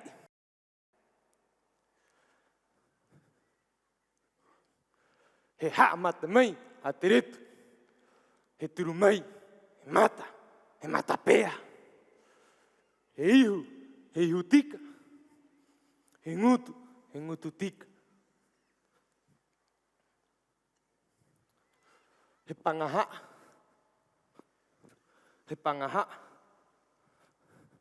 He ngao. He turu mai ki te keo. He mātā, rikiriki. Mai runga ia mo tuiti. I toa mai ai. Mo ha pi ki te tanga pi. I runga I tōku rima. E rima kona. He mātā, hakanga era. Mo ha pi. Ia huria vai. I runga I tōku rima. E rima kona maui. Ko maanga rake. Kāinga e. I runga I tōku kawakawa. He kawakawa maui. Ko makita, araua, ko roke aua. I runga I tōku hatu amua. Ko te moa iera. Ko tai hare atua. O tōku mata. I runga I tōku umu matau. Ko huria vai. He matahi apo aku. Ko ngara uhiwa. I runga I tōku umu maui. He hangu potu aku. I runga I tōku pōi o maui. He wero kakau. Vero era ia waha. I runga I tōku pōi o matau. He pāoa. Hapaki era ia mā ki taraua korake aua. I runga I tōku tuiwi. He mata horera. E huria vai. Ia hotori. Maua tōku tātu. Mauriro te hakaronga mai, te kāinga. Más fuertes aplausos para Sebastián Paco Mío. Ako po ito tau kia Sebastián Paco Mío te mani kwanganina. E tuno toina kuru heo e teki mai, na heo a te hea ito, e o mai te mai kuru tau kia rau I te mani kwanganina. Y dejamos con ustedes a la bella representante de Takona Tattoo, Lucy Haoa Tuki.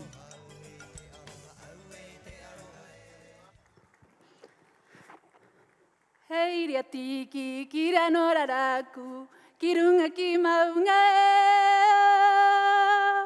Pumakari imuraki ai, kote maori o kuataura e. Hei ria tiki, kira no raraku, kirunga ki maunga. Pumakari imuraki ai, kote maori o kuataura e. Iraro iterano, iporeko ai, mo ai ukamata muae. Oira tiki manawa matea, e huri e hoki haka ouro mai. Ao nui tōku tangata. Hai reo tupuna. Yorana Rapanui, Yorana Korua, I te pōnei, maururu ki te atua, I wai mai ai, pōne henei, moe a mai. O te hua ai ta atoa, haka tiki atu korua, I tātou onu tupuna.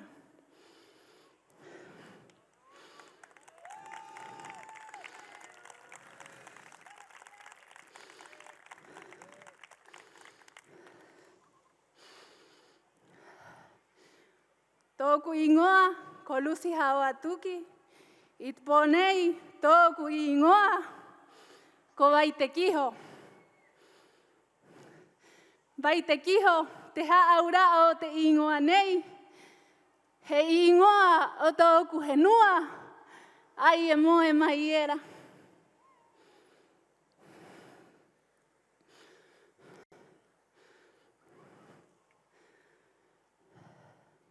Haamata tōku paenga.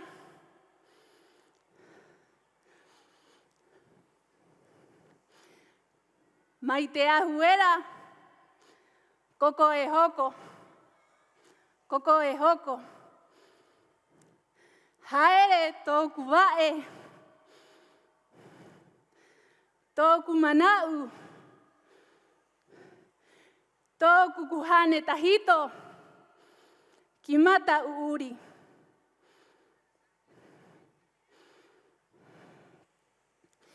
Ki runga i te iniwera o rano araraku.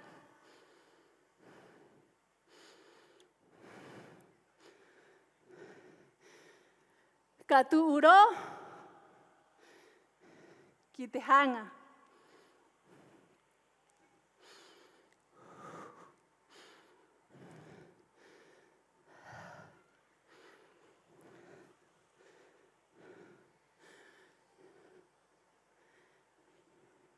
I runga i tōku retu nei, koko e hoko, he oho mai, mata pea, mata uuri. Panga haa mata unei, ko hanga i kairi. Panga haa, mau i nei, koruru o ao.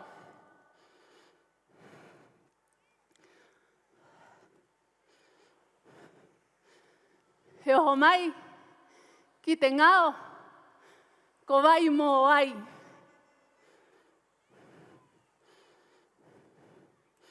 He oho mai ki te hope, ko tōku matua nei e rua, Lorenzo Hawa Pacomio, Luisa Tuki te pano, tōku hakara tātoa, Araki Pacomio he haoa, he tuki he te pano, te rano. Maururu ki te ngāhua ai tātoa nei, Araki takoa, ino ko hakarehu atu, poa ai tātoa Rapanui, i wai mai ai te rau arima, i tōku tāpati, piti tautini, mā wau. O ira tei nei, tōku hakara, ariki.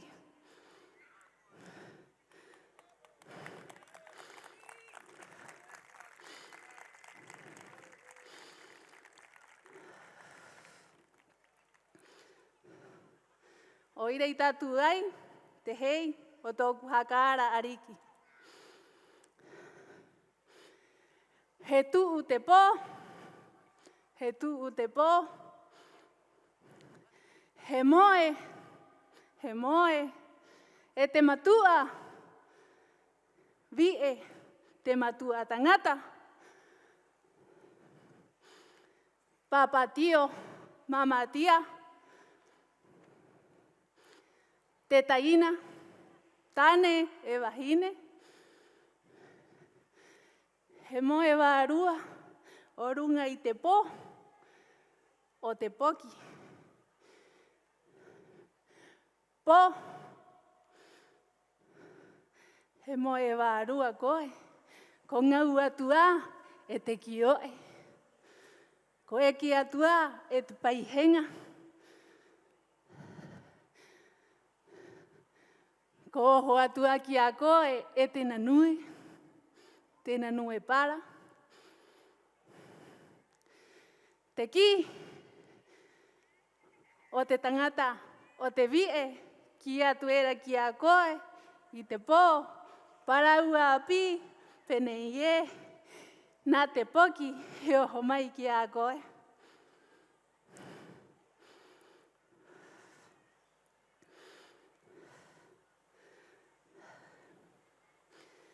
I runga i tōku hopu nei, tātu ā i te umu. I te umu. Mai te hora tua i era ā, e anga era, i te umu. Umu mō te pō o te poki. Umu mō poreko o te poki. Umu mō te poki tāne. Ana poreko tā poki tāne, he tā o koe au hai oru e. Rau witi e tā viriviri, he mā te auki a koe. Nā witi e tā viriviri e, he mā te auki a koe. He kio e he te iha petenene kui a koe, he arawaru a ino e. He kio e te iha petenene kui a koe, he arawaru a ino e.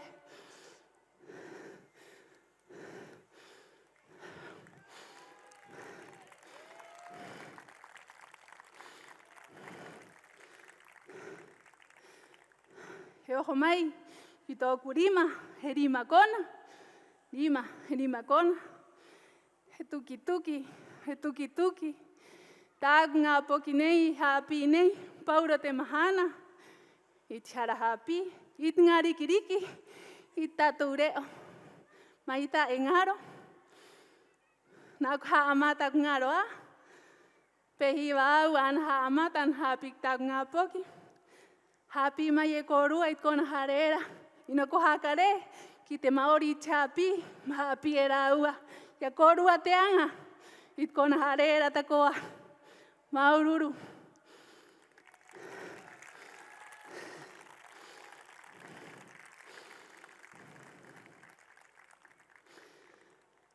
E anga era te nganu utua i era i te umu ta koa. Mo te rao vae. O te poki, mo te uruhami, mo te uruhami.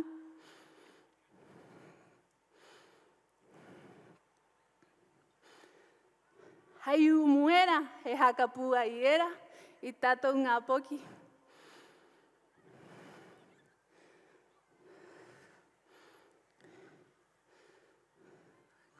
I runga i tōku vae. Bae kona, pare kona. Ko te ngā moa i era, o rano araraku. Moa i mae a era. He haka tuu mai i era, maururu ki rā ua. He tuu mai i ena nu o haho, mo haka i te kia rā ua, kwai tātou mai he i pore koai. Tātou tātoa. I runga i tōku vae matau nei, pare kona, hakatua, i te behi moai, behi moai. I tua o tōku hatua papa, hatua ingo ingo.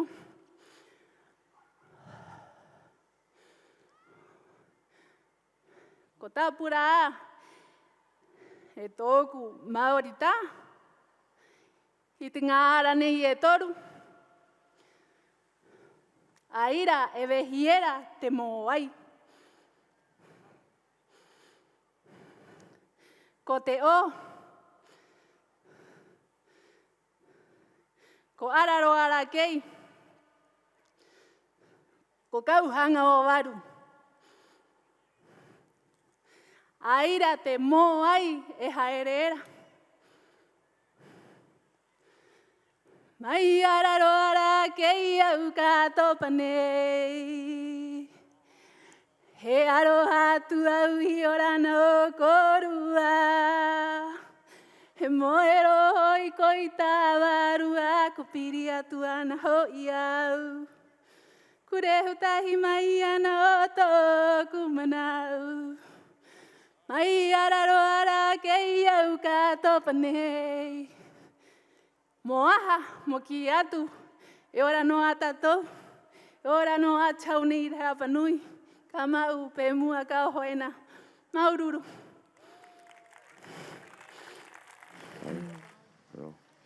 Más fuertes aplausos para Lucy Haoa Tuki. Hakapoi tātou toro ki a Lucy i Haoa Tuki i Angarina. E tūno atoi, te arohata ni ke urua tātoa, o te tātou piri te rua hāpō tātou o te tapa nui. Y dejamos en este escenario al gran artista Lin Rapu Tuki, el navegante. Rero tātou tātou i tō mane ko Angarina tātou a ito ko Lin Rapu. na hea e hakatika te kia kōrua i te amo o Angarina. Roto tātou ki tātou i ke ani rapu. Rini, iora nā maururu. Sisi, oi, hakatai.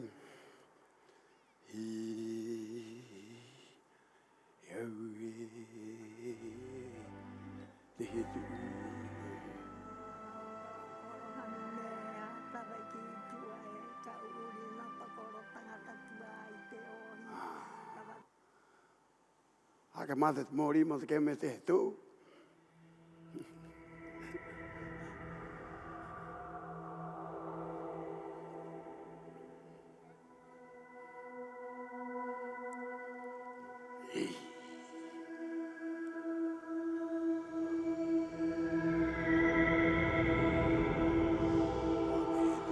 Puro aterangi.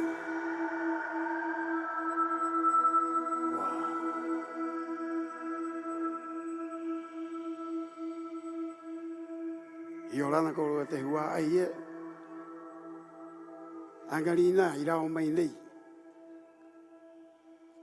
Waua ira. He tangata kai moana. Tangata kai moana.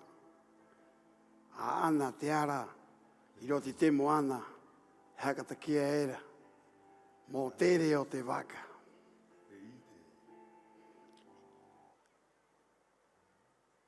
I rungi tō oku. Umane naho atuena, ko mata. He tu, te ingoa ko mata. I te rua pāenga, ko matariki. Ko te he tu uena, moi kuangiangi a, ka hakarongo riwa mai kuku mai te taringa. Matariki, ko te he tu une, e hapia tene ki te ngā poki Angarina. Mau hakoi tatu ono te puna, o te tere vai kawa. Arungi te waka. I nei, tau toru, he tuu hako o tātou, e angiangi ni aro tātou reo, Rapa Nui, Maori, Tahiti, ro te ara o te teimana hiwa. Topo mai ki tōku manawa, ko te matau a Maui. Iu i riwa me kore te ngā ingoa ne, hakarongo riwa e āmua tuena. I ne peo he te kea mei kore te pū ai at mori e haka maa e mei ki tōku mata. I runga te honu, i rungi tōku wae. Te honu he mana. Ioho mai e rau. I rungi te waka, he onga mai te honu. He onga mai te ohua. He onga mai te taoraha. He haka tika he onga mai te ara. I tu i au, i rungi tōku tua iwi, he manu, he makohe. Te makohe, mo ta kea tau i wāinga tini o te waikawa, hāhine a tau ki te motu, ki te henua. Me nei a mua tuena, a aku mata ite, o nu uho mele mata i rungi te waka. Hāhine mele mata ki motu matiro, kei te kea mai a, me era i te kea mai, he makohe. O ira, tātune i rungi tōku uma, i rungi tōku wae, i te he tuu. Te he tuu, e te huai e awi i au tātou.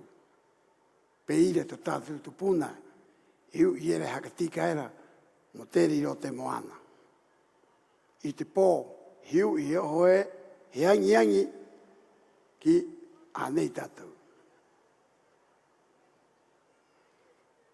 E hāpi riwa te mea kia tuena, e hākura te putaringa.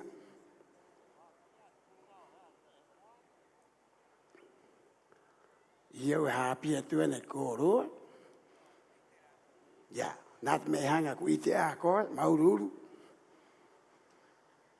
Tātou tupuna, i tomo mai ei, arungi te waka.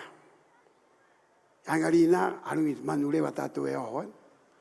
E haka rehu e tātou i rā hau haera tātou he waka. Kua i ape te waka mo o tore o Angarina. Ina ko haka rehu. I ko hoki haka o mea e āmu tātou āmu. ina ko na te amu e mau mai e mahia ki te ngā poki. Te angi ni o ke angi te rungi au, e mau ruru au ki hakoro e la kumati, ki hakoro e la kumpae, e hitu o kumata hiti ki mene, ai o matari, e hi mene ro ai ki mai era. Mata mea, ki o koe koro, e harako e wānanga mai te hetu. E hangu, hakarongo mai. Te tātou tupuna. E haka tika me te rau ara, arungi te hetu, ma tomo ki lungi te henua. Hia tau kātou pati manu lewa. Ki koe e koro, wānanga e manu lewa te mea te keme. Ioho me eri pāri, ioho me reu, e angi e tai au rā wānanga. Hora tere me reu mai a tere rungi te whaka ki nei, i rā hora i te kia tahi me i rā wānanga ranga koro hua. E hapi me ro rungi te hetu, ki me te ingo te hetu. Mātui tere me ai mai a tire, ai hetu nei ko mataa, ko hau waero, ngā waka. E vāinga tini, ko te hetu uera ko paua te rangi. La hetu uera ko paua te rangi, pe rā mātua te hua ai e homeri rungi te whakai. Haka titi kei te tuu, ki te hetu uera ko paua te rangi. Haka titi kei te rara maui, ki a mataa, ki te hetu nei rungi te okuma. Tātau roa e ki ene nu. I te kao ra he tuu era ko mataa, e rua he tuu, ngā waka te ingoa. Pe ira matu ioho me iei maira. A matariki, ngā roa e rā. Ina he te kia me matu, hei ngā he tuu nei matu i tere me i maira. O iro hanga nei, haka te kia hako te te hau haa, i te ono nei o tātou, o rungi te he tuu, maururu i orana.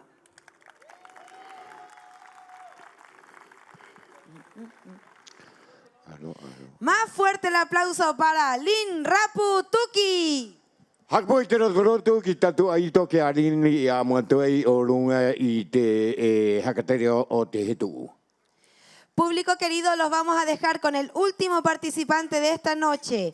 Y dejamos con ustedes a Manaroa Huke.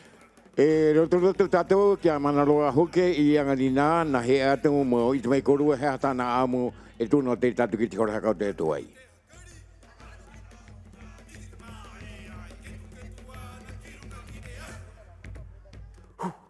Katau te tanga ka hoki atua, katau te tanga ka hoki atua, katau te tanga ka hoki atua, e wero te kakau, Kau nei, ko huri a waia ka inga, o te mata, o wero ka inga, o te aroera o hotu iti. Maharo te tama, maharo te uka, maharo te repa, maharo te koura tere henua. Te pō nei, te māhina nei, i au e haka maa atu. Te tā nei, o runga i tōku kona. He tā kona. Te rongo nei, ha mata mai te retu. Ka toparo mai ki te mata pea. He rongo rongo, he tupuna, ko rahi, ko hiti, ko uira, o hanganui. He topa he o mai te rongo, ki te ihu tika, ki te ngutu, e ki te ngutu tika. Ko teki iti, e ko teki nui, o au tonga riki, i runga i toku panga haa rā ua mō wai. He turu he o mai te rongo, ki te pūngao, te vai, ko vai parangia, i runga i te keo i a papa ai, te papa vero a koro. He no haka umai te amu, te rongo, ki te hope, he kakau, ko ka inga, taku mātu a ho nui era. He turu he o mai te rongo, ki te hātu a mua, ko ngā rau hiwa ringa e rua. He teka he o mai te rongo, ki te hātu a iwi, ki te hātu a papa, ko ia ko te hātu a ingo ingo, Hiva kararere, hiva hiva karere, ka tautanga mai te taua o te toa uria vai. Turu mai te rongo, ki te tumu, ko pouria te mahana, te tero toto, topa te taua. I te taua e romo tu maratiri, e toto pari e rao te matatoa, e toto pari e rao te matatoa, o ana tawa nui e.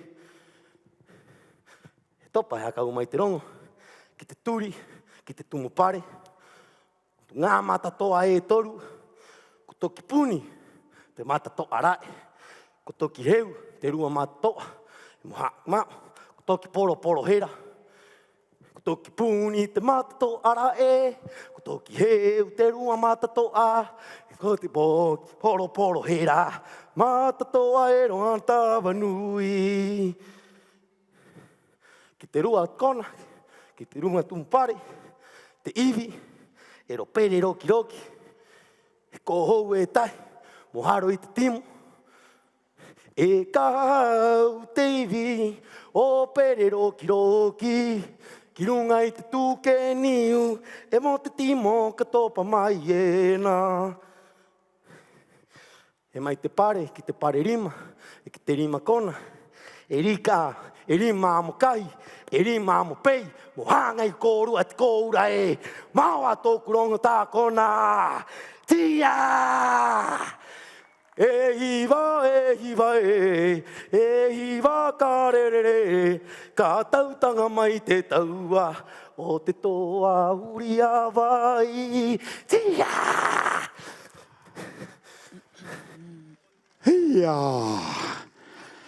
Más fuertes aplausos para Manaroa Huke. Haka po i tatu ki tatu au ki a Manaroa i te pone kuangarina. A vere se animo. A runga tatou, haka i tuito tatou i te mahane koanganina, i tatou ai tui a mai ei, haka o te tatou i te mahane koanganina. Público querido, yo sé que quedamos poco, pero por favor quiero que se siente esa alegría, esa felicidad. Así que un fuerte aplauso para todos nuestros participantes de la competencia de Tatu.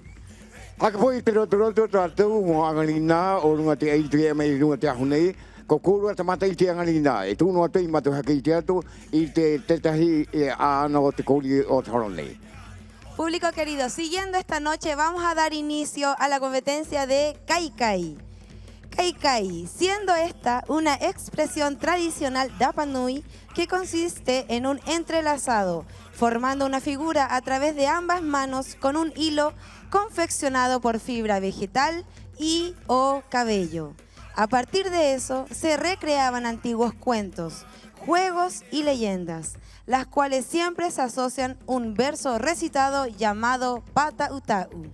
E tūno tui te āmu haka patono tui te āmu te kaikai te taumata mua i roti te ora te nuna maohi o te mata o te matani o te mataira te raua haka ora, te raua kōri, te raua komputa ora roro wire ki naro te reo hiwa he kaikai anina i runga te koa te tumu o te āmu o te Pata Utau o te kaikai.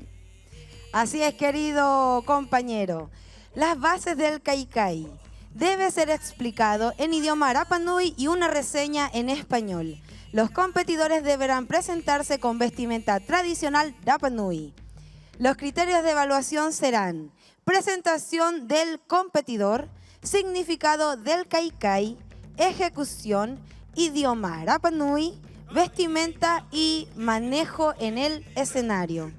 E tūno tui haka patono tui te āmu te kaikai, i te Pata Utau hanga o te kaikai, i te iru na kai a mai ena, ta koa i te uru hanga o te kahu, i te huro o tawana āmu i runga te kaikai. Nuestros queridos jurados que van a deliberar esta competencia son Carolina Tuki Pakarati. Roto tato ki a Carolina kui te aito kai a mai ena mawai i te kopena karena. Clara Alarcón. Te rua ko Carara Alarcono. Roto tato, gran aplauso por favor.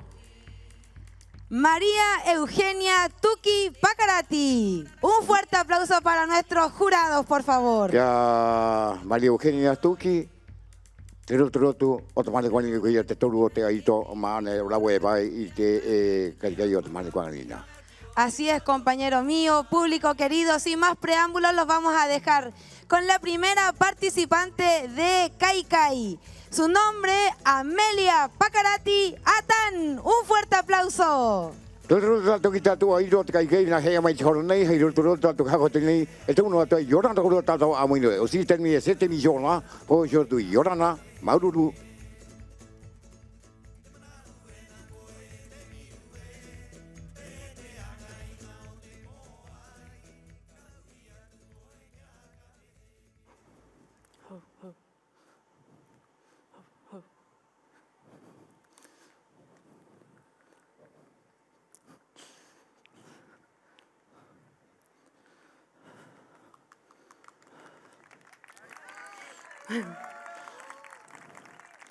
Ko nui, ko rua tātoa.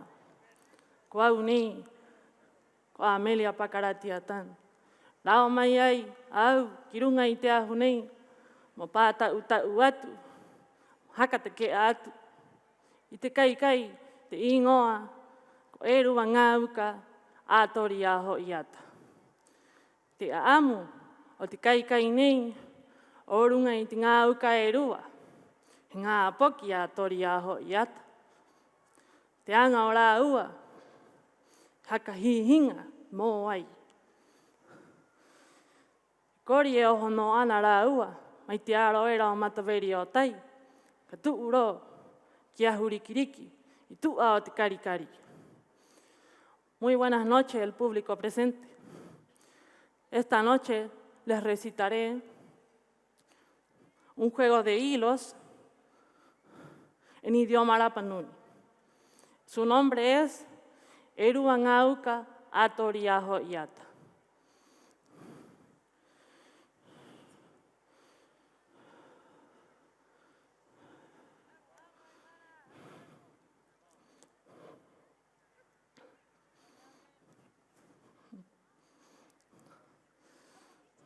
I te hora nei, iau he uru atu, i te kai kai, te ingoa, ko Eruangauka Atoriaho Iata.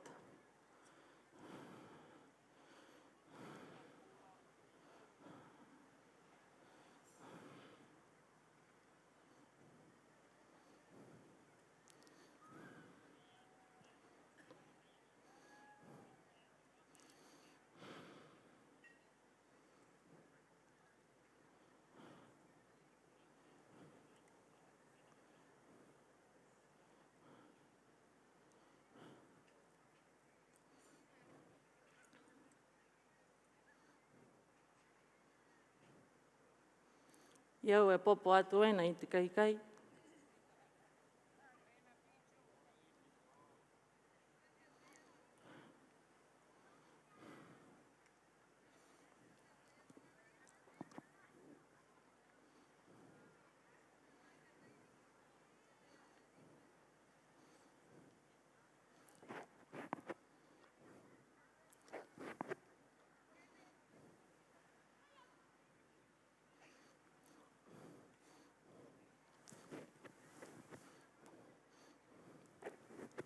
Iau hakahiti atu i te kai kai, te ingoa, ko Eruangauka Atoriaho Iata.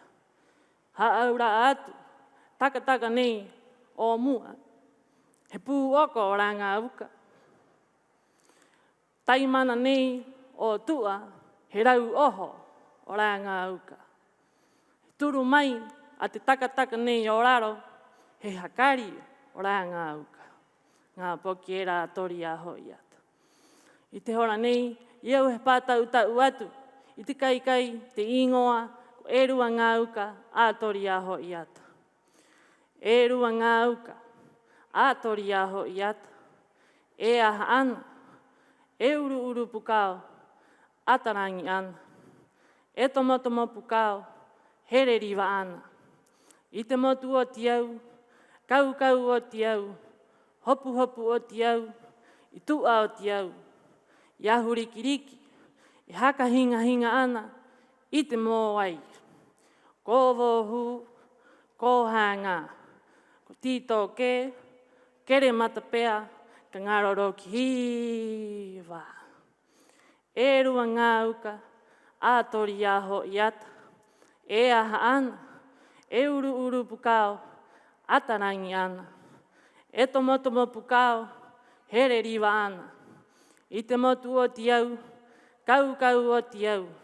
Hopu hopu o ti au, i tua o ti au. I ahu riki riki, e haka hinga hinga ana, i te mō ai. Ko vohu, ko hanga, ko tito ke, kere mata pea, ka ngaroro ki hi wā. Maua, maururu.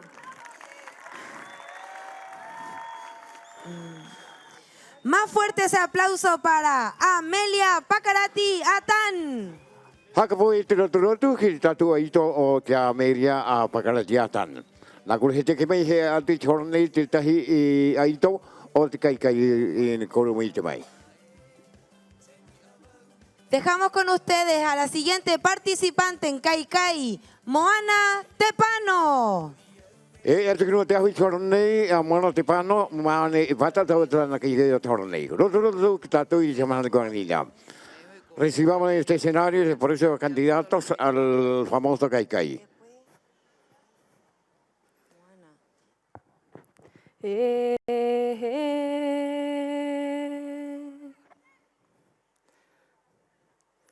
Pōnu i ko rua ta atoa.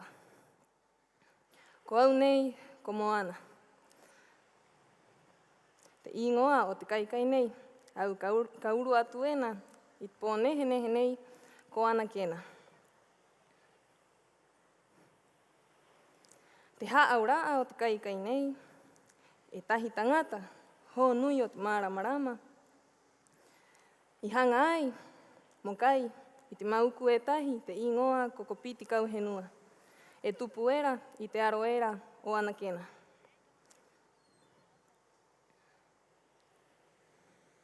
I te hora o tōna tuuinga ki ana kena, ina e tahi mauku tō e mo kai. Ko tari tahi a e te nuu, he topa te manau, ai ka patau tau, e he haere, haka wariro rapanui. He haka hiti atu i te kaikai.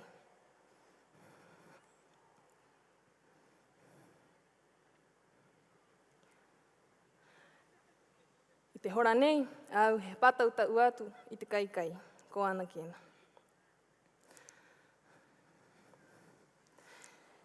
El kaikai que les voy a hacer a continuación se llama Anaquena. Trata sobre un hombre sabio que fue a buscar un pasto llamado Copiti Cauhenúa a Anaquena. Al llegar al lugar no encontró pasto y empezó a recitar y a caminar por la isla. Ahora les voy a recitar este kaikai. Iana ke nau I mate ai, ko te kopiti kauhenua, he pua tamahahine, ko piti, ko pata, ko hou hou, ai riri warawara. Mata puku mata rewa rewa ka tomoroki to ngariki, I ngaroro ai, ahu roa, ahu tenga tenga, runga wa e hanga toro miro, tataki marama, a koro airi. Ha aki ana, kia honu mata taiko, e arae, vero e. E tahi no mo o ti a aku hahine, kai mai ka para o raro o te rano. He tu te atuena, he omo atuena, he reperepe atuena, e te here hue manu wa e ha.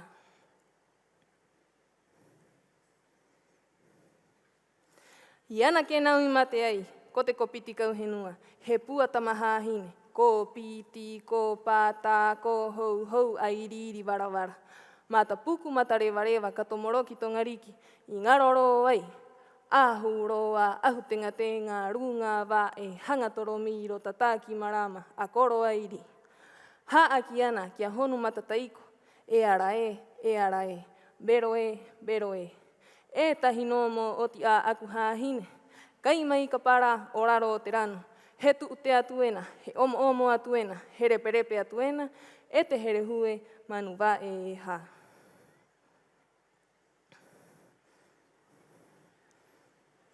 Ko maua, taku kaikai, maururu.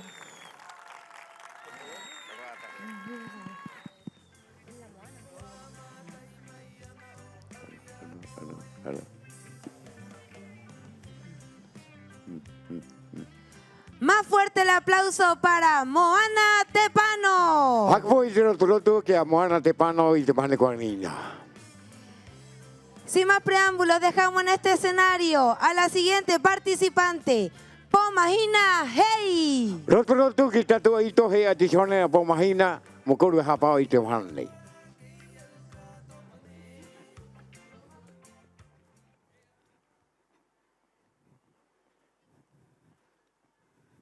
Iorana, ingo ta aku kai nei, ko hanua nua mea. Haaura o kai nei, ka urua tuena, he tangi o urea hovehi iti moto ona matua, ko hovehi nui, i te hora toke, e te ngā wārua era e rua, ko ka waaro, e ko ka watua. E o te mau ia, ki ro te pū, i pō ike. I ira, i hanga i ai hai o Iorangi, e to o mai era, mai te rāua ka inga ko hiwa. He angiangi e te nua hine, ko piki a uri, i te anga o ranga wārua, he veu, he iri, he haaki, ki a oho vehi.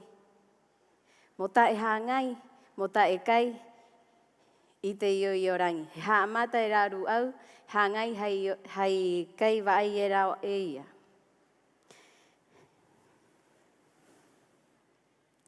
Buenas noches, público presente. El nombre de mi kaikai es Hanua Nuamea y relata la historia de dos espíritus llamados Kabaaro y Kabatua, la cual se llevan a un joven llamado Uraohovehiiti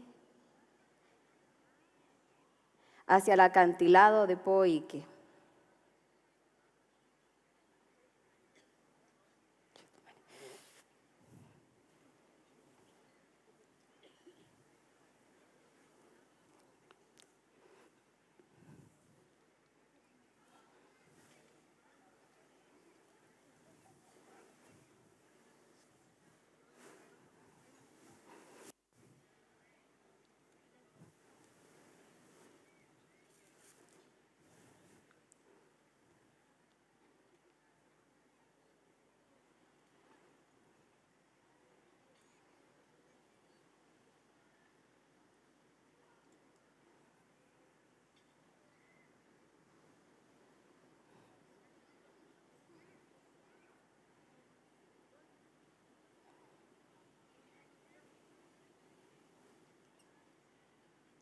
He hakahiti e he pata uta uatu. Ka hao hanua nua mea, awa i tau akura, ka rere a urea o hovehi iti ki hahoe, nā o hovehi nui, nā o tito o kumatua, e rawa marengo e kai tangata, mohatu o ou e ure e tere pae. Ka hao hanua nua mea, awa i tau akura, ka rere a urea o hovehi iti ki hahoe, nā o hovehi nui, nā o tito o kumatua, e roa marengo, e kai tangata, mohatu o ou, e ure e tere pae. Maoa, maururu.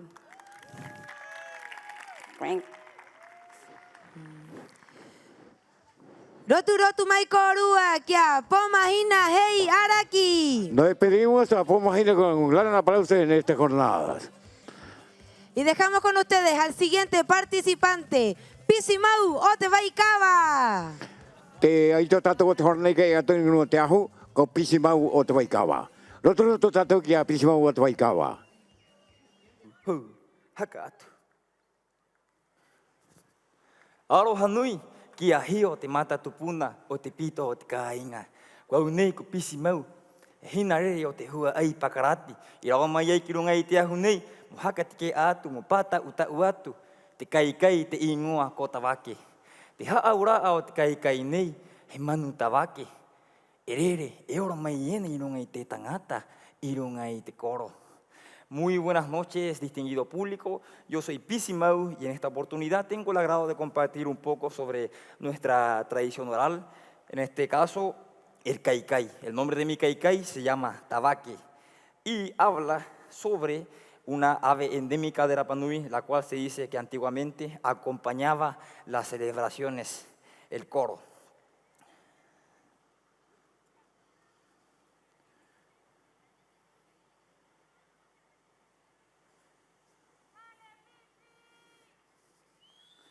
He popo au it kai.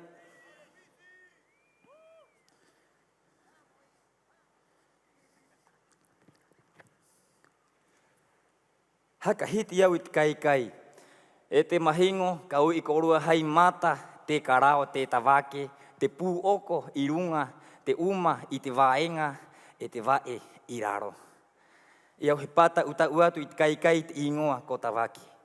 Kami mea no tō koro hami mea tawake i tu ae ka uurino, tō koro tangata i tu ao i te o hiro, rawatangi no mā haki te makohe.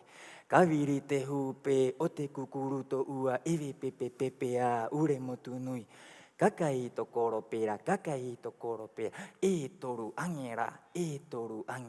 Motu nui, motu iti, motu kao. Kai tu mai ko e paparo na rake wa e paue. Kita aku papaku he uha uri, tapapakuri. Uha mea iti tate hata umahe nau no ta apuku nau. He orongo no ta orongo. He heretu no ta tu hatu retu. He tahonga no ta apuku tahonga. He kia no ta apuku kia. To koro waka tiri ko haho ko vai waka. To koro paua mau ko vai pao aoa. To koro toa rei ko te ngā atua hurirenga. Ka huhuti to koro hare moe, ko raro ko te paenga. To koro papa hiki ka unga ko runga ko paparona. To koro manu mau ko te vai hopu manu. Tanua heke to'o ko haho ko koro heke. Tanua ku marakiri ko te pua ahurirenga. Tanua umuka ko te ehu ko te kā pua. Kami mea no tō koro hami mea tawa ke i tu ae ka uurino. Tokoro tangata i tu aera i te o hiro. Rawatangi no mā haki te makohe. Kawiri te hupe o te kukuru to ua ewe pepe a ure motu nui. Kakai to koro pera, e toru angera. Motu nui, motu iti, motu kao. Kei tu umei koe paparo na rake wa e paue. Kita aku papaku he uha uri. Tapapakuri uha mea iti tate hata He nau no ta apuku nau. He orongo no ta a orongoro. He heretu no ta tu hatu retu. He tahonga no ta apuku tahong. He kia no ta apuku kia. Tokoro waka tere.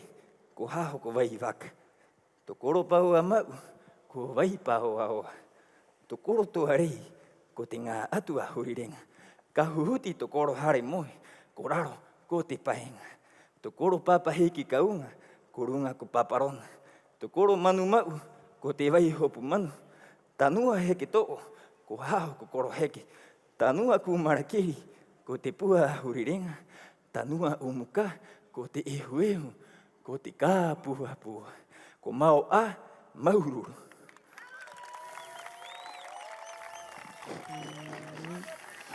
Más fuerte ese aplauso para Pisimau Otevaikawa. Haka po ita turol kia Pisimau Otevaikawa. Nā koro hite mai te kopekai atenu o te ahu i chorone. Dejamos con ustedes en este escenario a Tea Belén Tuki. Roto tato kia Tea Belén Tuki. Hai roto y a Peje Corúa, ¿cómo están? Bien. Iorana e te mau pukuranga, ora panoi. Eko anua, eko akoro. Kuau nei, ko Tea Belén Tuki pakarati. I te pō nehe nei, hakati ke atu au, i te kai, te ingoa, ko kia. Te ha'auraa, o runga o te kai nei, ka uru atu ena e au, o runga o te manu e tahi te ingoa ko kia. E mauroa i te raukumara, aroto i te ehu i te kā pua. Muy buenas noches al público presente. Gracias por estar acompañándonos en esta noche tan especial.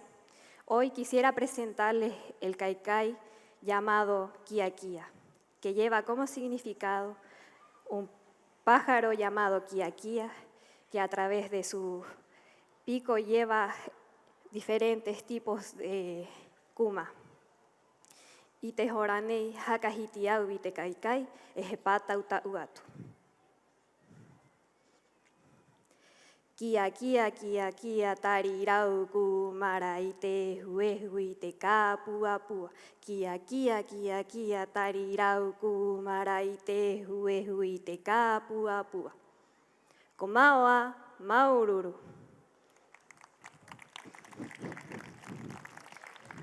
Rotu mai korua kia Tea Belén Tuki. Lo despedimos en este escenario a Belén Tuki para finalizar en esta disciplina. A continuación dejaremos en este escenario a Haukena Meya Ika. Rotu Tuki a Haukena Ika Hornei.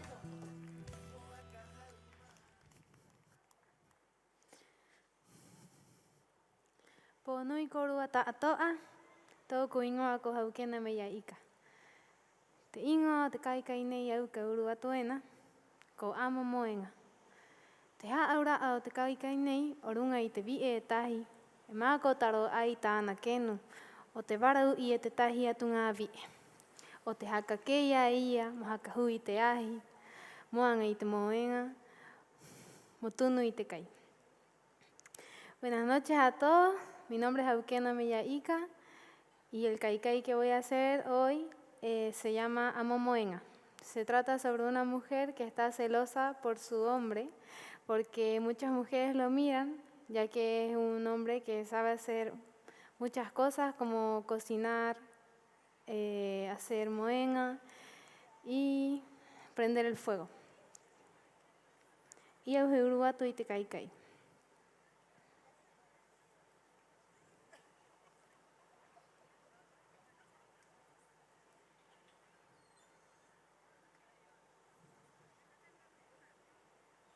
Iau he popo atu,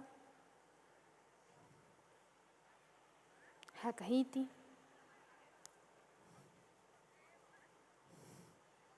e he pātau tau atu. Kia tika koru i tāku tangata, amo moenga roa e. Iaia te ahi, tunu kia, havea, hiringa te manu. Kia tika koru i tāku tangata, amo moenga roa e. Iaia te ahi, tunu kia, havea, hiringa te manu. Ko maua maururu.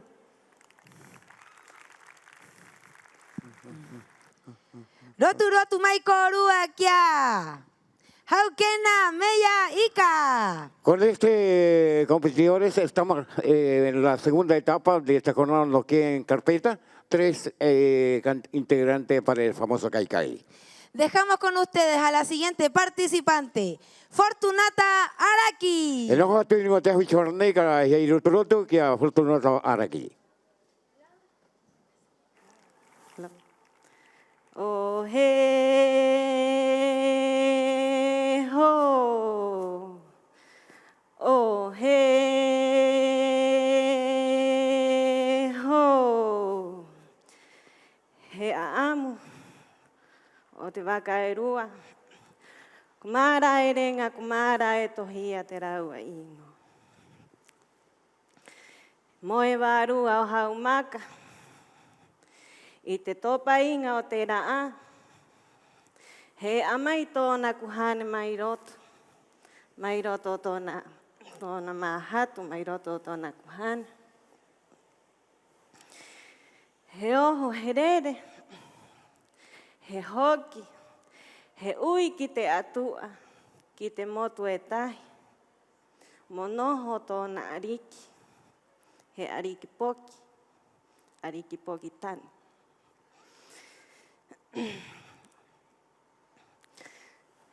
He oho a haumaka he haaki, kia hotu matua, kia matua, kia hotu, kia awarei pua. Hakaunga e matua, kia hotu, ararua ko awarei pua. He oho a hotu matua, ararua ko awarei pua.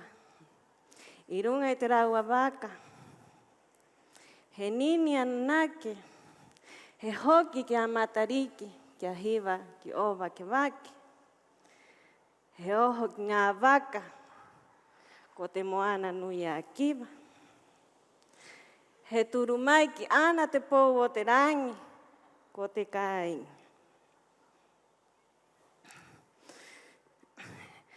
He oha hotu matu awararua ko awarei pua. He teka, he tuu ki motu nui, ki motu kao kao, ki kahu kahu o hera.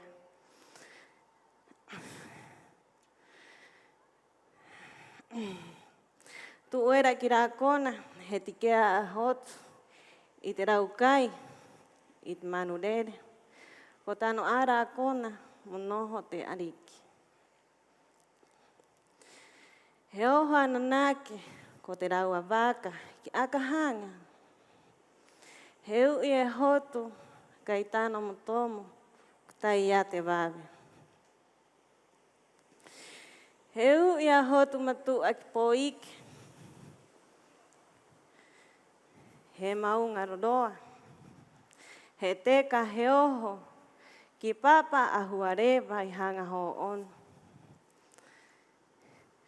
He ui e hotu matu a rā kona, o one te atea, kai tāno mo tomo, tai ia te wawe.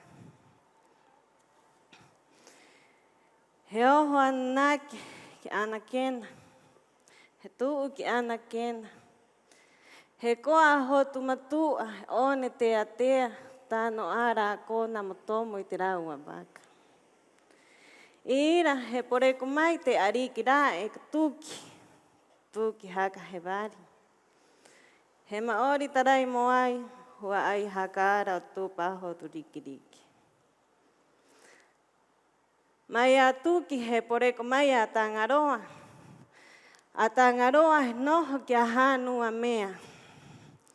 Hānua mea he poreko mai a porotu.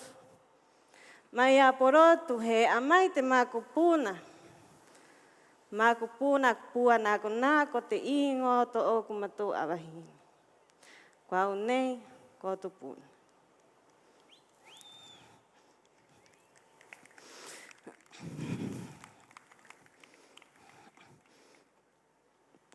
Hora nei, pāta utau, ia kātere te waka, i ākahanga.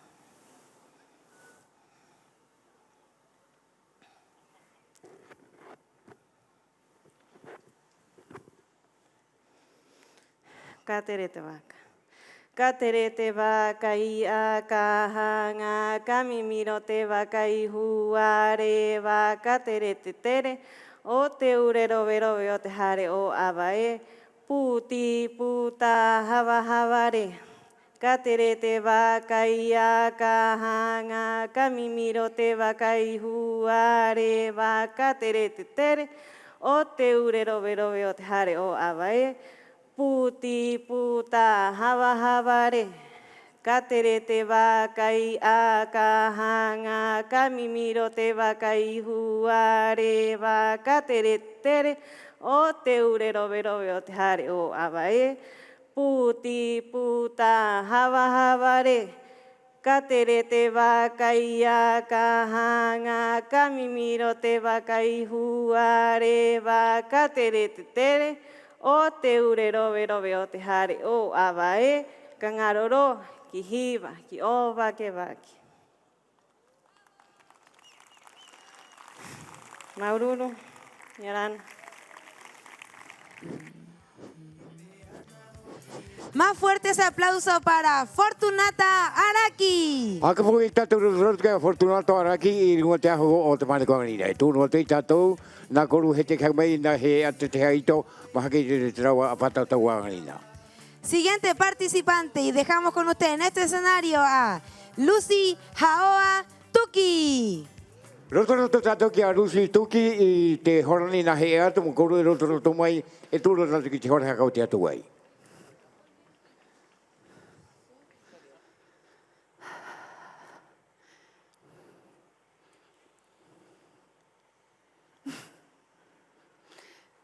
Yorana korua tātoa. Rehua e owitu horaera maururu ki tōku Maori. Tā mai tōku hakari. Ko hau mana hei araki, e ko ata pako mio, maururu ki raua.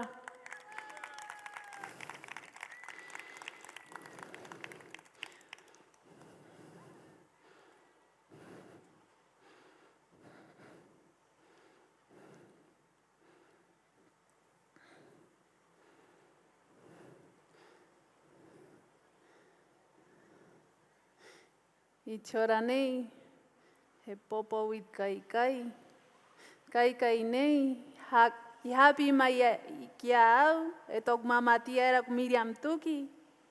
It mata hiti o era o oku. Mo aati, mo tei nei.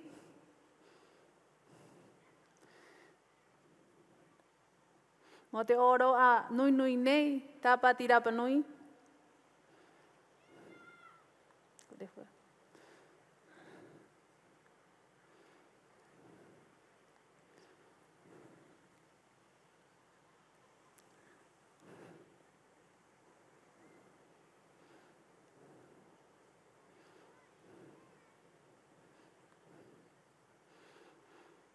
Hakahitit kai kai, te ingot kai kai nei, korenga puia.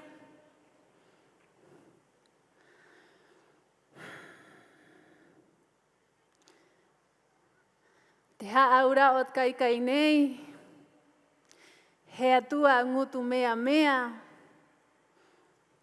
E rangia ki arenga puia, mo piri ora ua, mo hohonyo ora ua.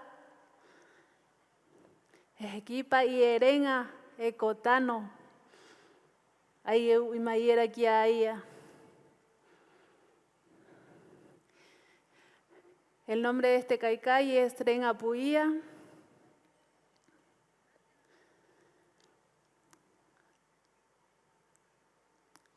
Y la historia es sobre un dios de labios rojos que le hace la invitación a Aren Apuía para encontrarse en un beso. Equiera peneisia. Koaunei Koren Apuía. He turu au ki te vai uutu mai. He piri mai te atua, ngutu mea mea, he ki mai. E nua e, ka hipa mai koe, ki hohongi tā ua. Ina au ko hipa atu, mo hohongi o tā ua. O tai aro mai au, e miru atu uhotu iti. Ai runga i te pukuera, ai e noho e u i mai era. Koau nei, Koren Apuía, he turu au ki te vai utu mai. He piri mai te atua, ngutu mea mea, he ki mai. E nua e, ka hipa mai koe, ki hohongi o tā ua. Ina au ko hipa atu, mo honyo tau.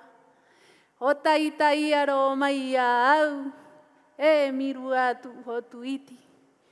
Ai runga i te pukuera, ai e noho e i mai era. Maoa, maururu.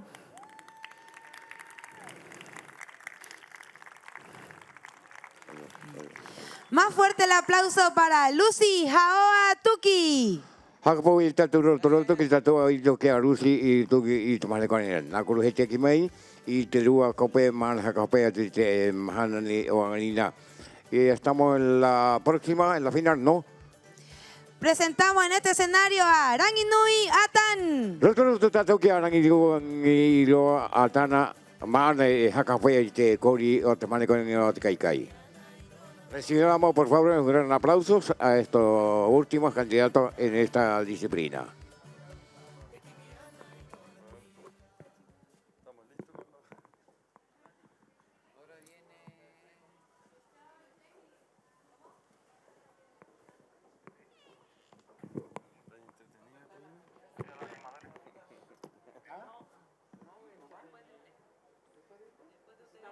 Atan hotu. Rao mai au i angarina ki runga i tahu nei. Haka mātu i tau ku kai. te ingoa tāku kai nei, ka tere te waka. Te haura au ni kai. He tangata e tahi, e haka tere ahorei tōna waka, mai hua rewa ki akahanga. He tomo, ira pai ia noho era, ira tōna hare. Ara hanga ia e haka uera ki tōna ara kimi, ki te hikahi mai, ki te mau mo te henua, mo te hua ai mohapa. Kuia te haura. I au, he uru atu i tau kai te hora nei.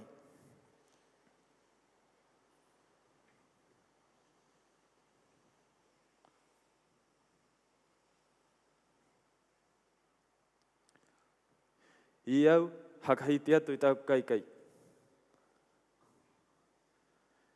I au, i te hora nei, he pātau tau atu i tau kai. Ka tere te wakai a ka hanga, ka mimiro te wakai hua reo. Ka tere te tere, ure roe o te hare o awae. Puti puta hawa re. Ka tere te wakai a ka hanga, ka mimiro te wakai hua reo. Ka tere te tere, ure roe o te hare o awae. Ka ngaroro, ki hiwa, ki o waki. Mao a tau kai. Maururu.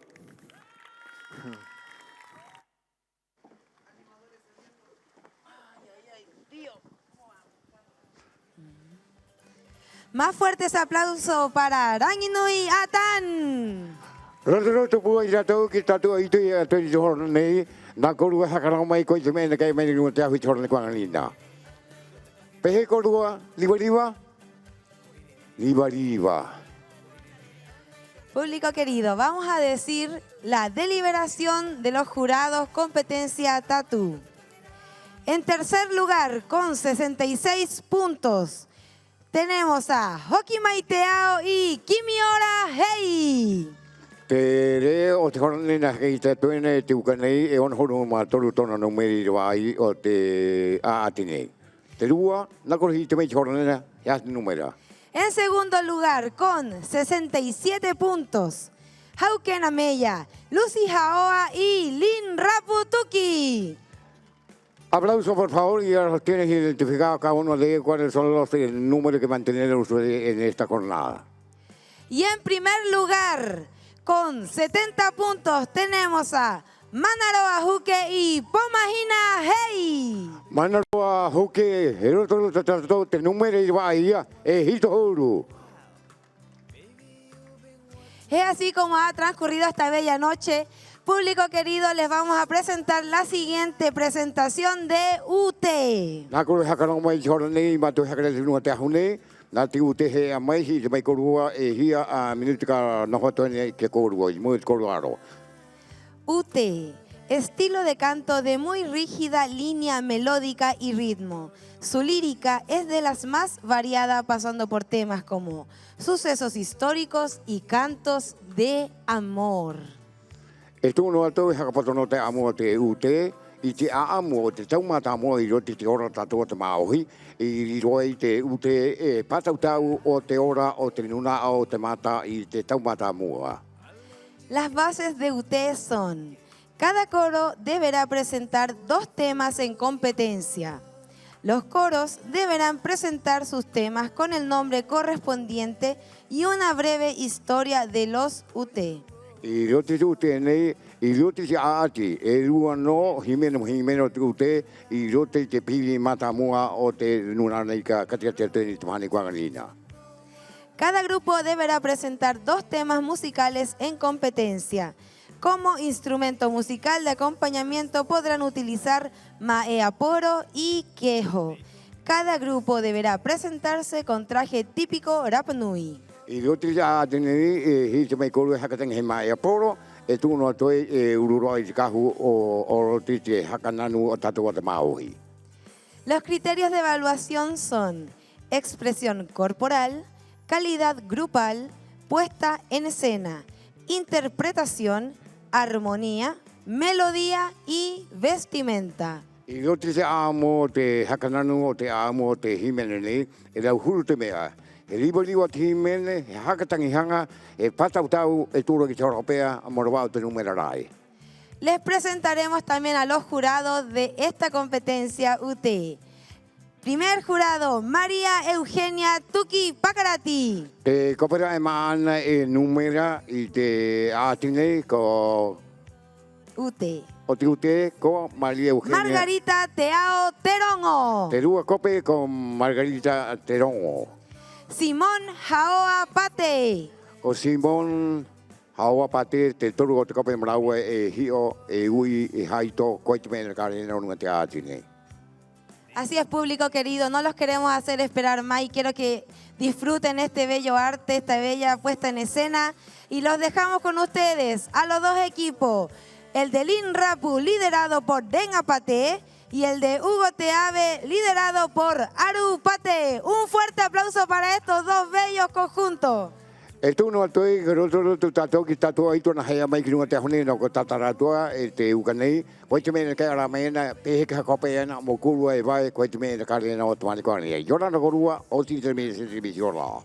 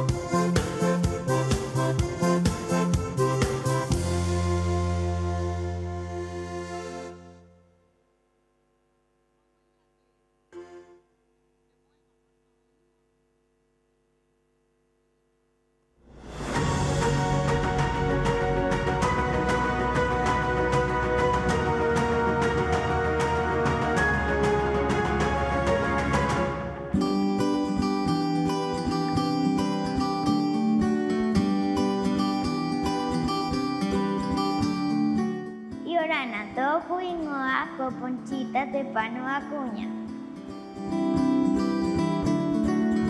Aunei paje fakira panui, kohope a to kukoa y por ecoai irunga y temotunei. Y teraji o te jauja a tu puna, y jacaremaya y te ariki. Mama ueau pemu akao hoena.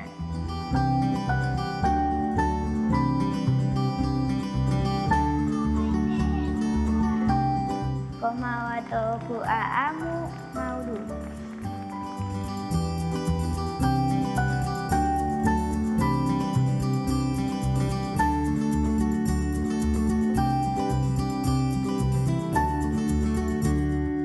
Este programa llega a ustedes gracias al financiamiento.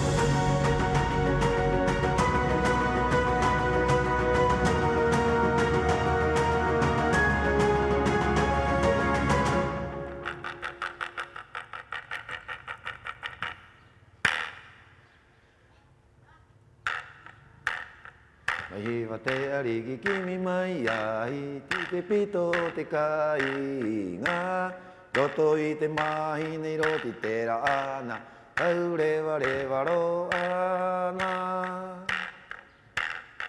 Kao ngā ira ka ui a raro, hoki koho tumatua ko e, koho tumatua uhe ariki nui, waware pua o hiwa. Nā nui korua tātou e te mau mahinga o te kāinga nei, nehe nei, ko rapa nui. Wau nei, i te a korua, o koe a, manu haoa. He arohatu mai nei me te hare hapi, mai te kāinga tapu o te reo rapa nui, i te hare hapi nei, Lawrence. Au he tangata henua, pa he tangata hapi i te ngā poki, i tanga hapi, e i te rau huru o te hapi inga o ki te ngā poki. He aroha tau kōrua, he wānanga atu, o runga i te tumu nei, e ui mai nei, e tere ata nei o te mata o te rapa nui. He aha, te ha aura o te ai, he rapa nui. Te rapa nui, he hau e tahi.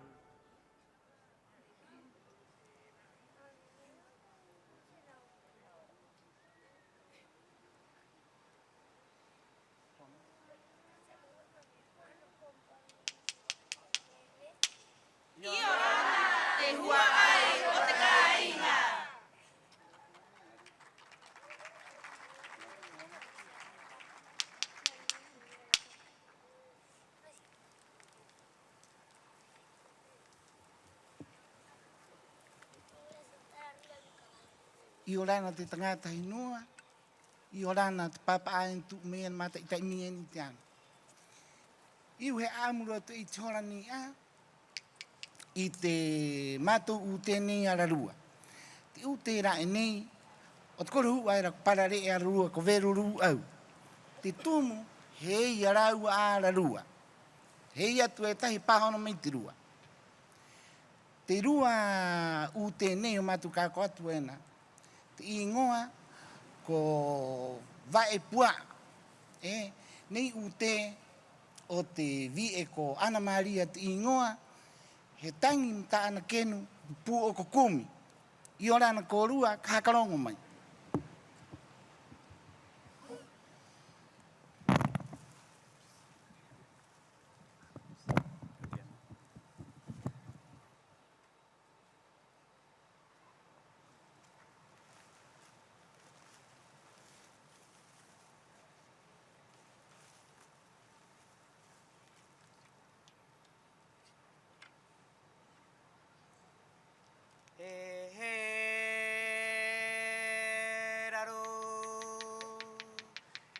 Nui nui o ahu e ka puha tau mata i te roe e ko hoki atu te taurarenga te paina ina tuhirenga e ko hoki atu te taurarenga te paina ina tuhirenga e uka nui nui o ahu e ka puha tau mata i te roe e ko hoki atu te taurarenga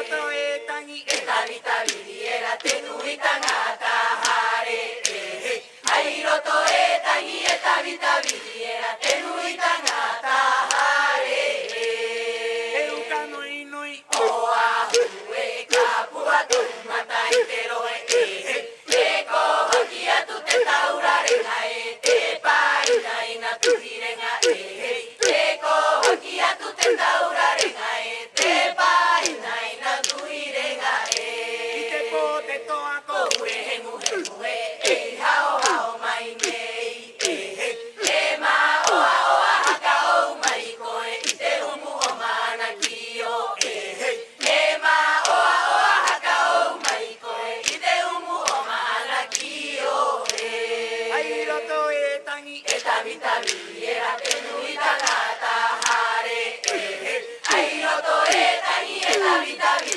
era te nui tangata hare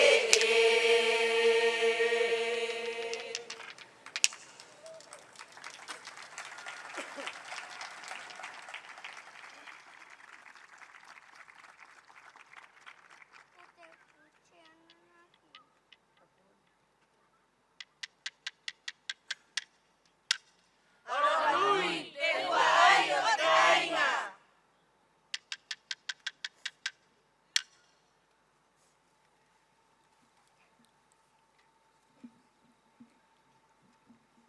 I orana te hoa ai o te kāinga, koe ke mai ama tau ki runga i te ahu nei, mo ute atu e rua ute.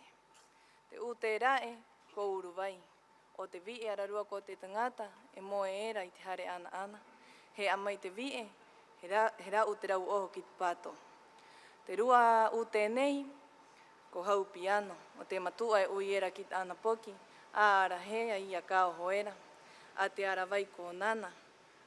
I te wa e ko uta ko rano a roi, pāhono era. Maoa.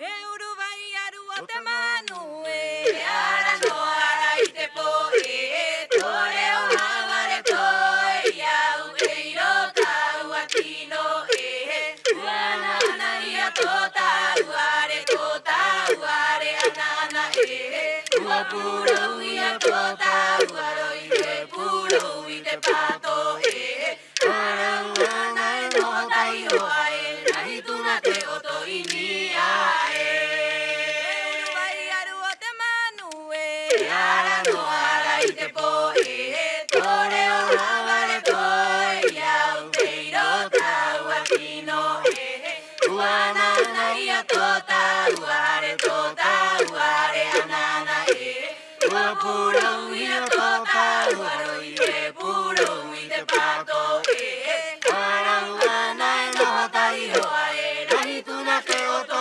inia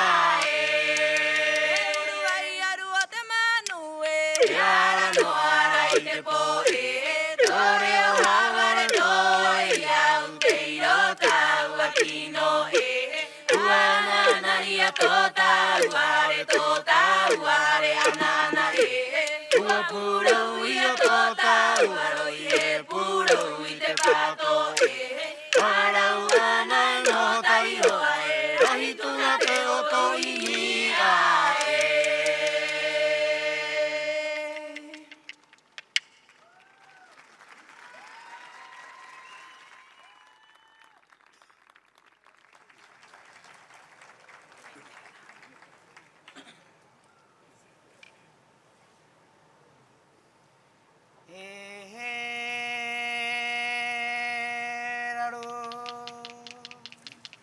Ere o kiki uno mai o hao e no ngai uki atu ai te vai pua oi hapa ki o mai ki te hata uma o te poki o te pere te i oi rangi ro mai karuka mai koe anei o te pere te i oi rangi ro mai karuka mai koe anei ere o kiki uno mai o hao e no ngai uki atu ai te vai pua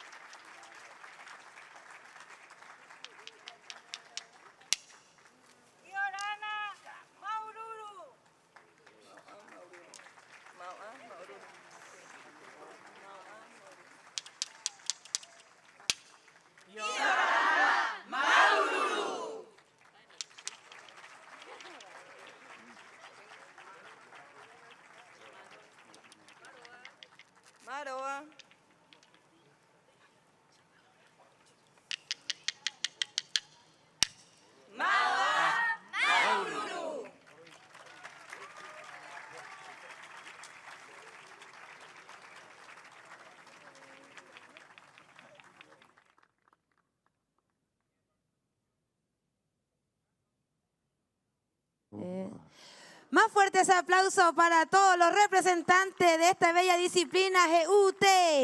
Roto tatu ki tatu aito o te ute o te mahane kuangalina. I ora nā muino te ke korua hake tu tatu i tatu piri o te mahane kuangalina he lama hamahana o te tatu tapati o te ngoro o te matiri pite uru mapa. Así es, público querido, agradeciendo que todos ustedes estén todavía presenciando esta gran noche. Saludamos especialmente a nuestro auspiciador oficial por esta cuarta noche de Tapati Rapa Nui, ENAP. En Maururu te pone kuangalina o te pua mai trima ki te ENAP ki te Empresa Nacional del Petróleo o te pua mai ki te tatu ngoro o te matiri. Es así también como queremos agradecer a Gina Anselmi por este bello vestido, junto con la joyería Mahute por nuestras bellas joyas. Takoa te pua tone trima ki Angina o te pua mai trima o te kahu o angalina ki te wanai e ki te hatu me tautoru o angalina. En este momento entregaremos la deliberación de los jurados, competencia Kaikai. Horanei hakamau atu matou hakita tu matou i te pua hakatere o te patautau o te Kaikai. Así es. Y en tercer lugar, con 60 puntos, el puesto es para Haukena Meya Ika. O te Kaikai ono horu tona numeri mai ko Haukena tona ingoa. En segundo lugar, con 61 puntos, a Ranginui Atan. Te rua o te e ono horu mahoe e Haukena tona ingoa. Roto tatu ki tatu aito. Y es así con el primer lugar, con 64 puntos, Pisimau Otebaikaba.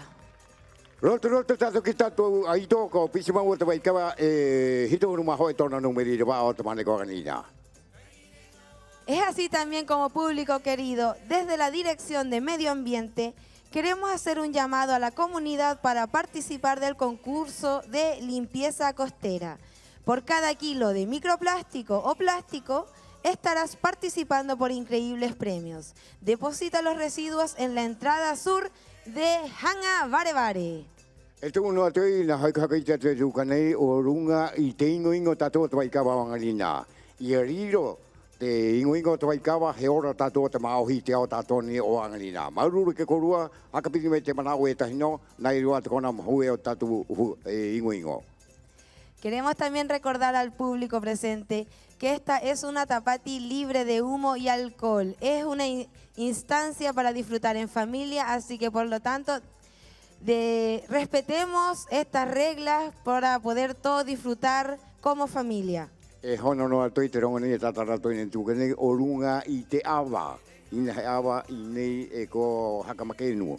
Ina te ko ka hatie te omo i te potu i rote i kona nei o tatu te ngoro. Pehiwa tatu hatura i te meni o tatu ai i kimi trabe o angalina. Además, queremos hacer hincapié en la tenencia responsable de las mascotas. Solicitamos tener los resguardos y no traerlos a nuestro sector de Hanga Varevare. Eu i te ko le hoi ko rua na hoi ko tapu ana i ko ko tani me ko rua pai henga i ko kuli ki kona nei kona pili tatu kona ngoro tatu kona pili moher tatu i tatu manau o runga Tapati Rapa Nui. Así es, público querido, para continuar esta bella noche vamos a realizar la presentación y desfile de traje típico de Mahute. E tu no te mo te me korua na he ato te porte o te mai ato mo haki te korua no te kahu hei Mahute mo korua e te matamai te mane kuangalina. Esta es una confección de un traje de fibra natural obtenida del centro del tronco de un arbusto llamado Mahute. Se logra dar forma y extensión por medio de suaves golpes, con mucha precisión, que permiten obtener una pieza para la fabricación de cada una de las partes y accesorios que en conjunto componen un diseño de gran atractivo. E tu no tu he ko i te heana ko i te amo o runga te Mahute rau huru te whanaho o runga te Mahute mo tu ki te horo hopea mo liro pe kahu. O ira te amo o angina te Mahute. O i te tahea ko rui te amo o te Mahute te mane kuangalina.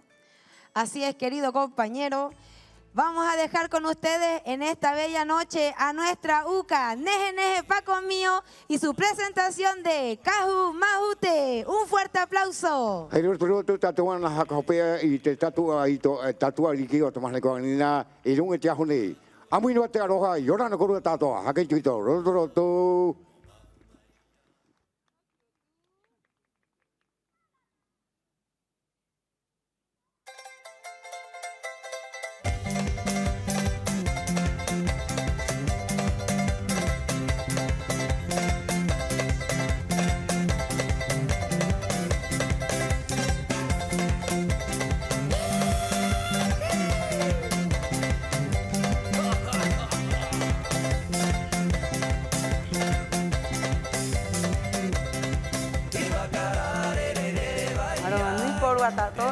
Onu korua tātoa. I te pone hini, hanga umo. Haaura atu, tō kahu. Ianga ai, mairunga, kiraro, hai mahute. Me irai, nai o korua, hi mana upene ye, te mahute. Diwaro moanga, anai e tingi roa.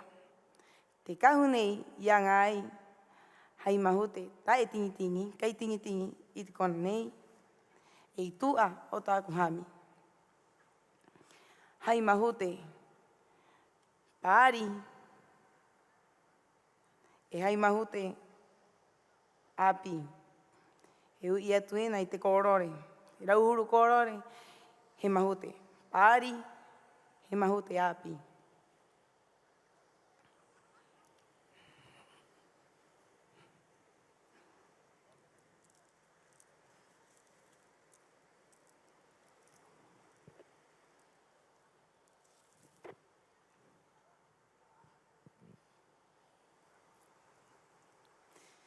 Te rua me hanga au mo haura atu. He aha te mahute i vai mai ki au. E vai mai te kai, te huru o tōku, te huru o oku, pahe e vie. I te hora era e tini noa, he topa au tāku, he topa te manau.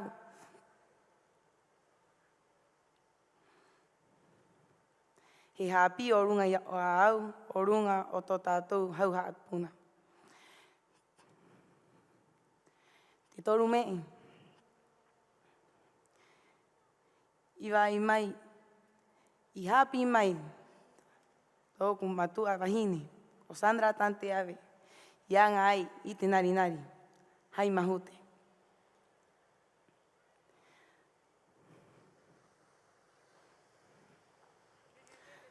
Tōku mamaru au, he paru i te mahute. Mai te iti anga au, he te kea i ara ua, he anga, o tātou kai, o tātou ora raa. E mo mau, a mua tātou hau haat puna, e tātou ono, he mahute.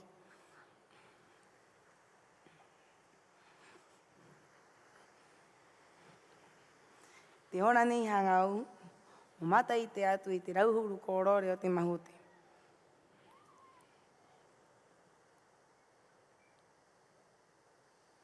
Ianga ai hai hami.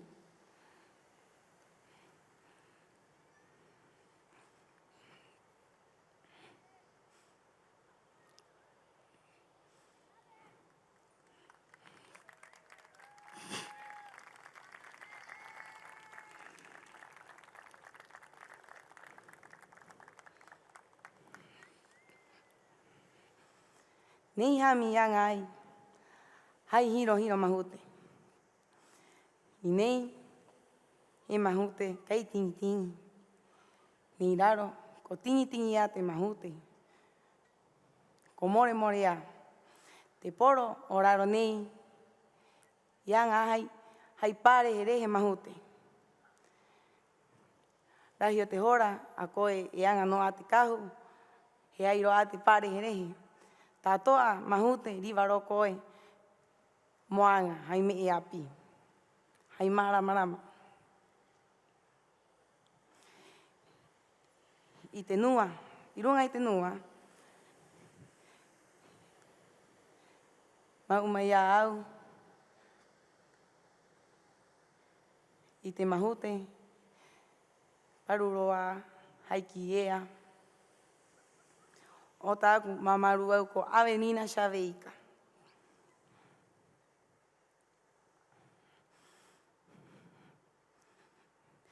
E te nari nei, te mahute, parua, ono o tāku hoai, i vai mai mo mau a mua, mo mau. Pe mua kau hoina mo tātou tātoa.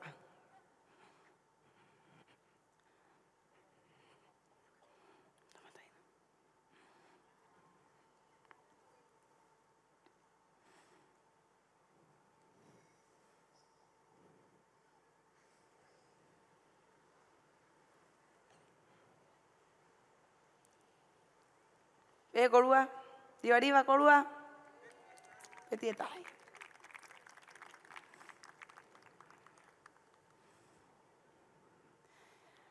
E te iau ko haura ata ku kahu, e te rauhuru me, i waroko e moanga hai mahute, te rauhuru me i wa ai mai i te mahute, pahivi e. Mo tōku ora raa, e mu akao hoina, mo oku, mo tātou tātoa. Maua maururu.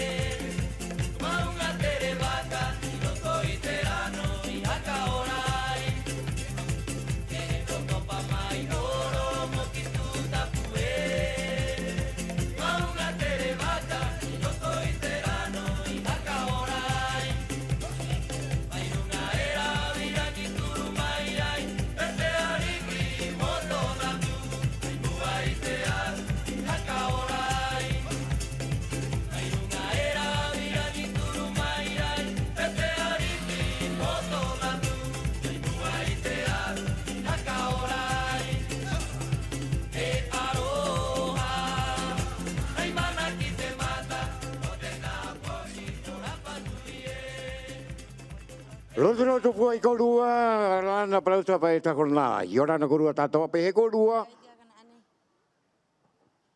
Korua.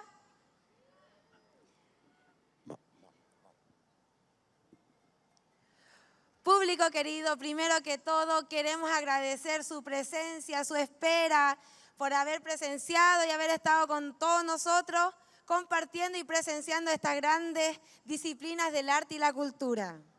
E tūno to te mauru tātou e toani ke korua, mai te mahana hea ma te tātou ngoro, he hāpō o tātou ianganina, i hāriro tātou, hāpiu tātou, i te tātou nono, i tātou hauha o tātou te henua, pe he tātou maohi, hake i te ki te au tātou pene, peira maua tātou e ora nei Rapanui. Así es, y para dejarlos a todos informados, les daremos la programación del día de mañana. E tūno toi nā kuru hi te mai i te aha. I te koli ma te mahana nā ngā pō, mo ti kua hea ki te atoi, i he tatu kāngana, hora hakanga nā pō, e hora hea ko te atoi. A las 8 horas, Maraen Hangapico, tenemos la competencia de muestra gastronómica Rapanui.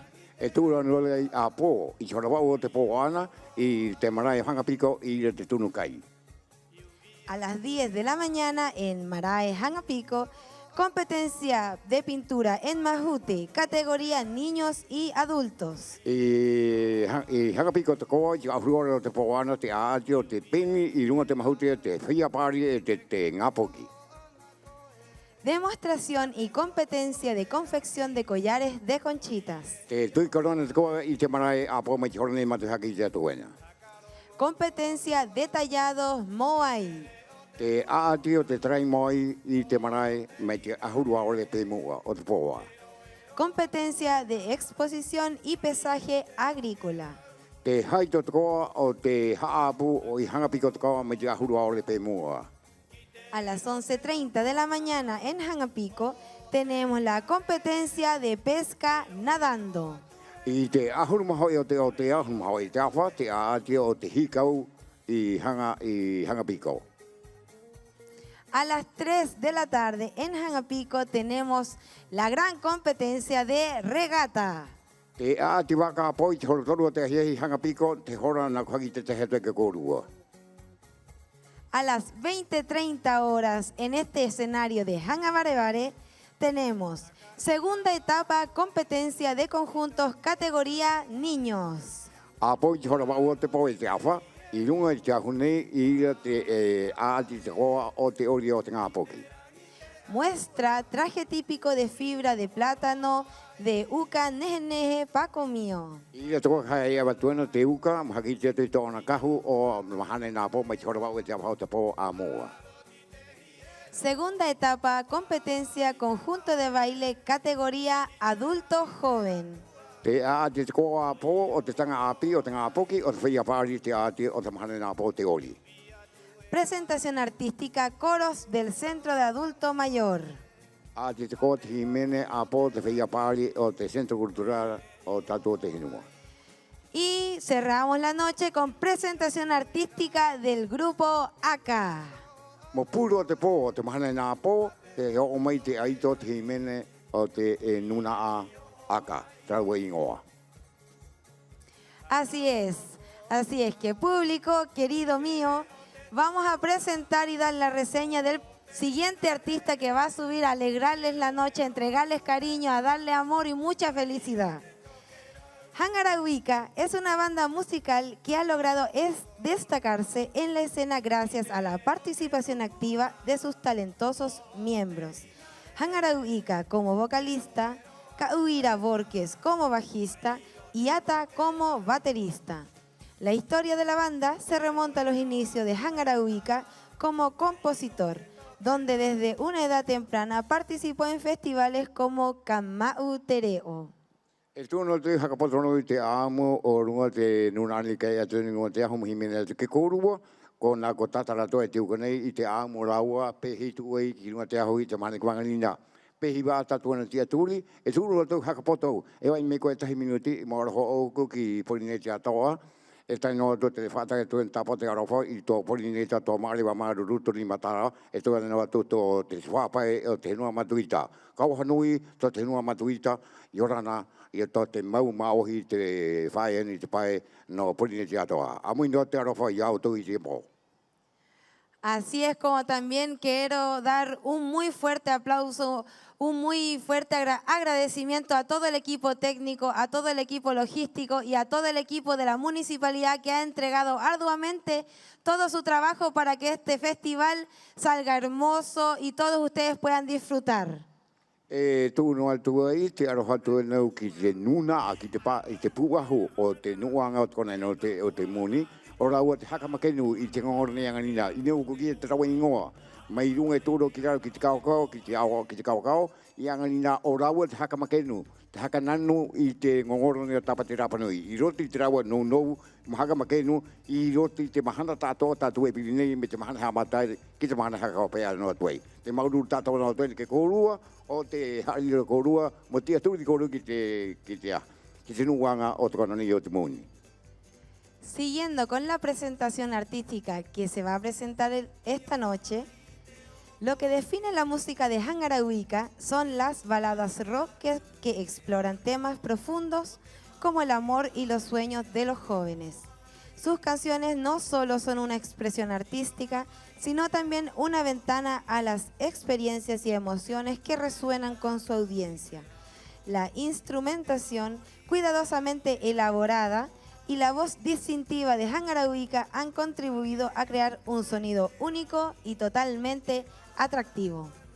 Hakapotono tui te amo te Hangarawika, na kwakita te tiuganei te rawa amo, te rawa no, te rawa hakamakenu, te moi warua rawa, mo tu rawa ki te rawa huru, o te kona i rawa hakaparari te rawa himene, te rawa patautau, e noa tu i te mahana te matahiti e tūrua mai ki te mahana ka maruru tātou ke rāua o tātou i Angalina hoka hopea i te tātou pau o Angalina. Es así como los dejamos a todos invitados que sigan participando, que sigan emocionándose y puedan disfrutar de la siguiente presentación artística de este gran joven compositor, músico y artista que quiere dejarles todo su cariño en este escenario a todos ustedes. Así que, sin más preámbulo público, queremos dejar con ustedes en el escenario de Hangabarebare Tapati Rapa Nui a Hangarau Ika. Un fuerte aplauso. Roto tātou ki ngā taurere nei ke atoena mohimene ke kaurua maruro tātou piri o anera. Hake tito a mua tātou.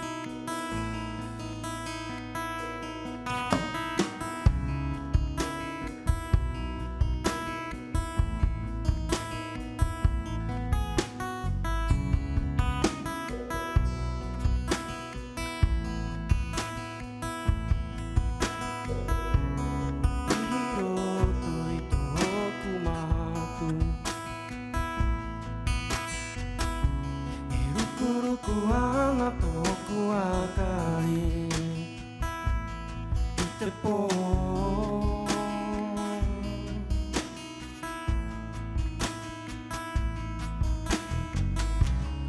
E kimi ana I te rawa I roto nei moa ka ora o tōku manau E I te pō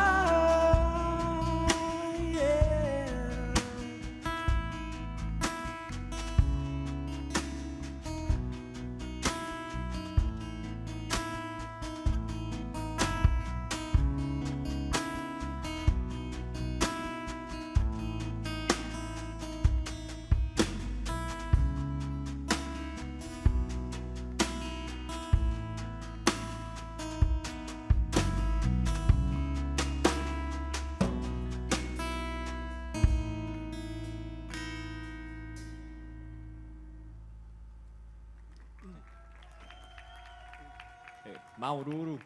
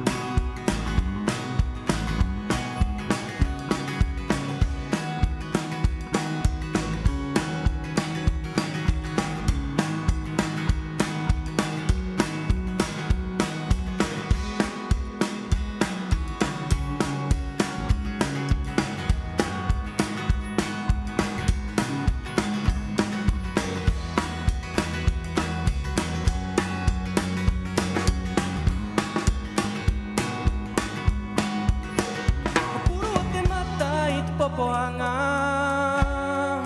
tu te mai de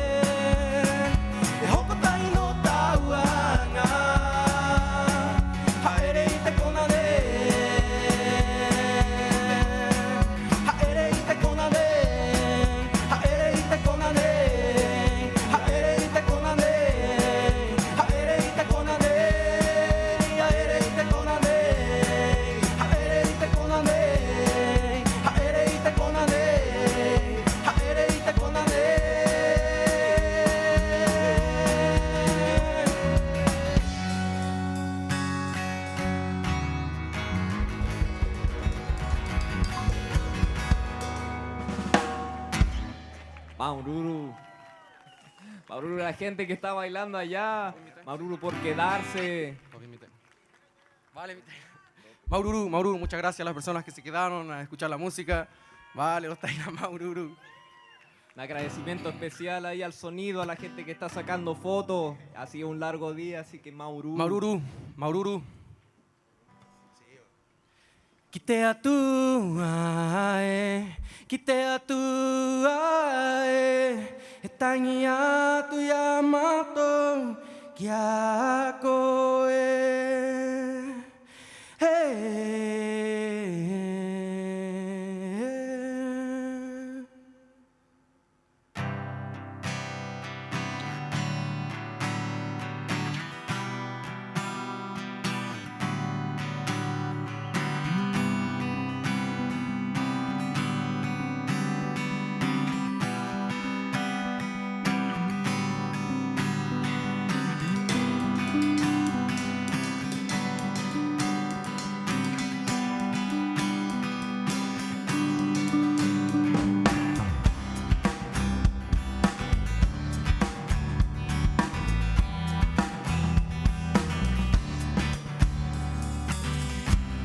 Puya na tokerau, dere te makohe, kia i o mai au,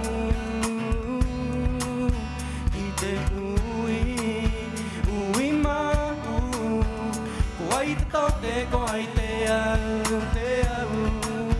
te ora mai era, ko ai te tau ko ai te au, te ora mai era, e Maururu atua, te atua, te atua, te atua, te atua.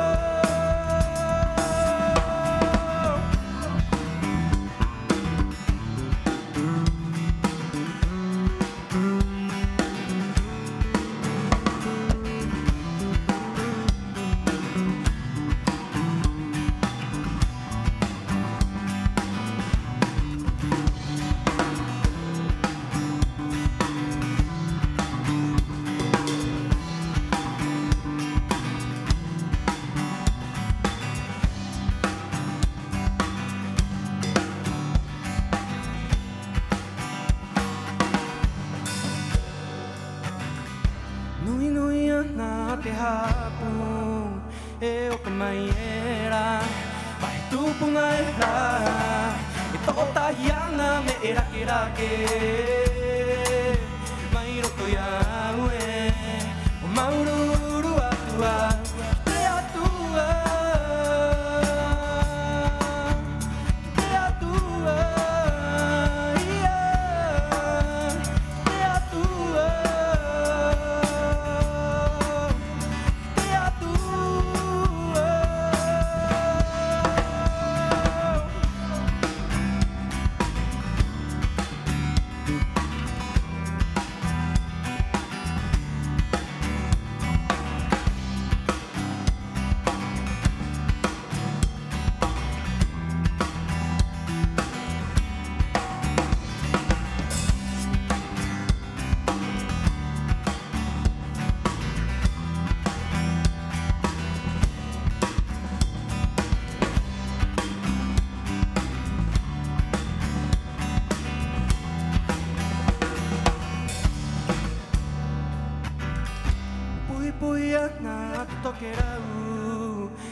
te makoe.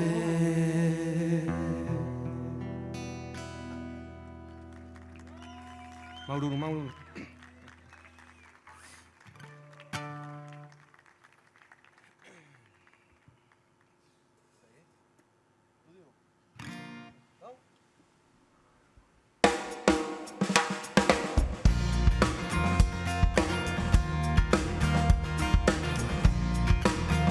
Maururu tapati Rapa Nui.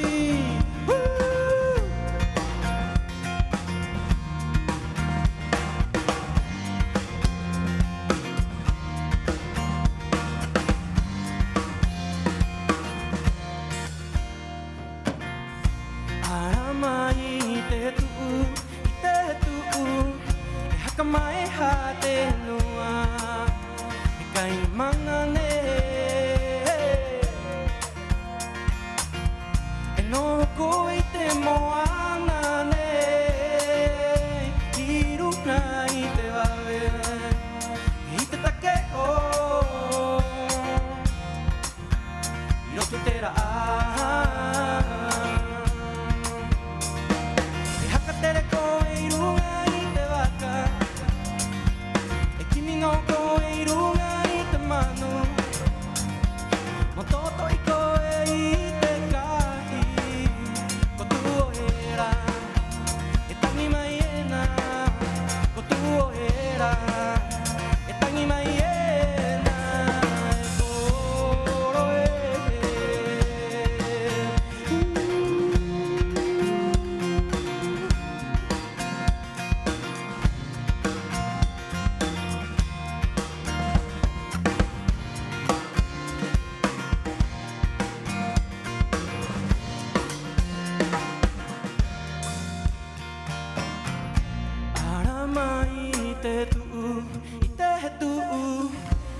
mai ha te nua e kainga mangane e no koi te moanga ne i runga i te wawe e i te take o i roto te ra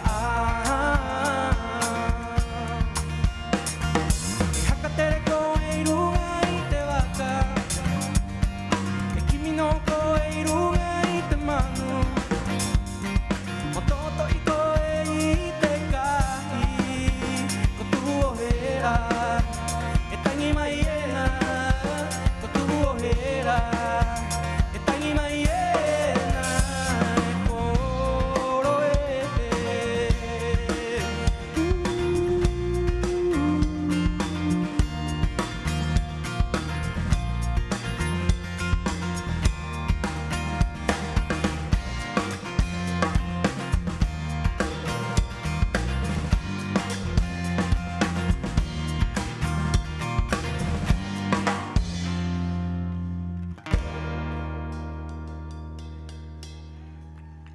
Maururu, Maururu.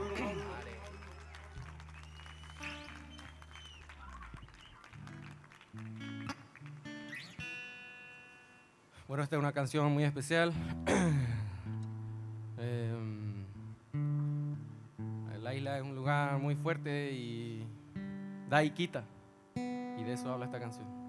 Muchas gracias por quedarse a escuchar, por disfrutar la música. Aquí Kawira, Paoa, Gui me acompañan aquí en los instrumentos. Maururu.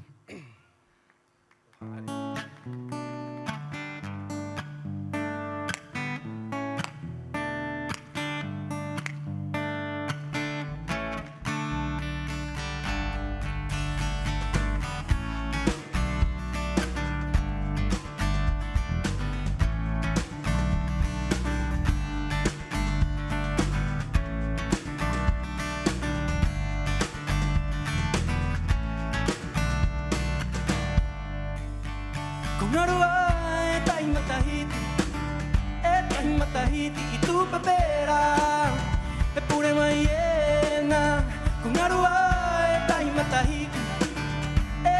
Tahiti y tu papera e pure maiena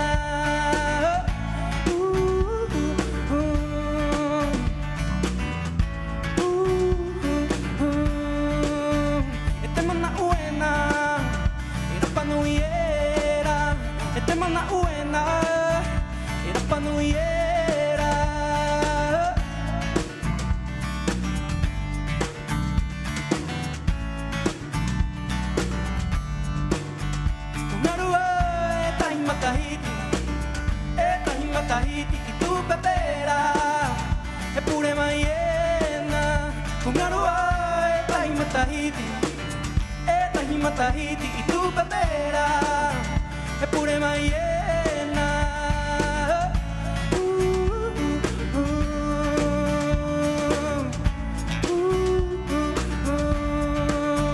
Este mana buena, era pa' no hiera. Este mana buena, era pa' no hiera.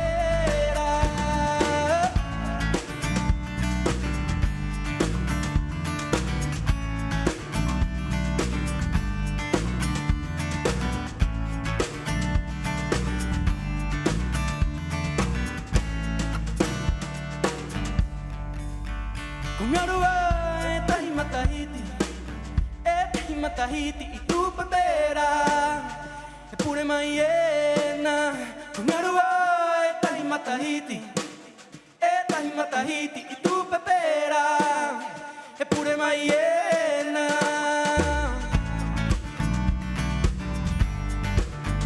Este mana buena, era pa' no hiera. Este mana buena, era pa' no hiera.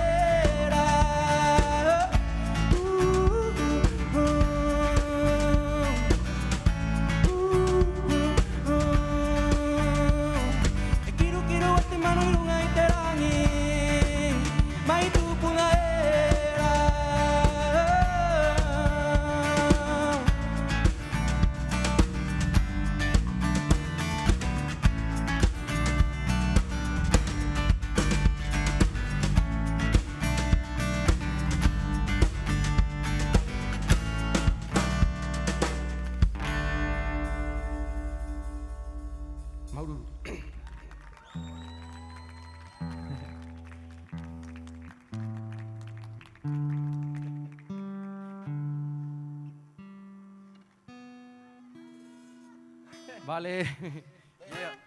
Maururu, ¿cómo la están pasando? Bueno, esta canción va. Taina de lata, no escucha mi guitarra en la please, en el retorno.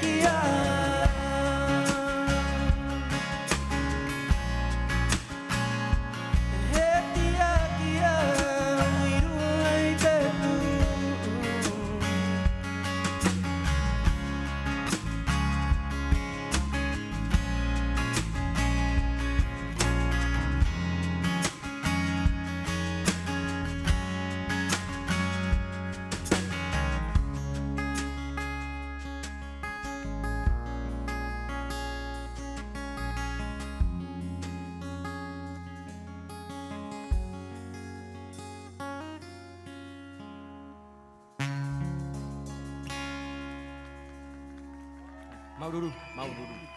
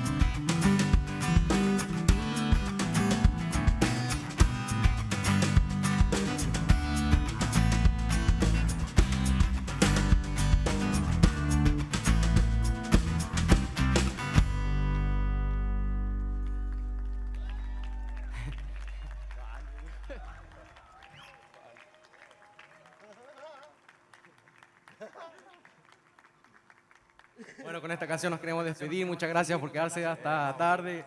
Maururu, gracias a la organización, Maururu Tapati Rapanui, querido público, muchas gracias por quedarse. Amén.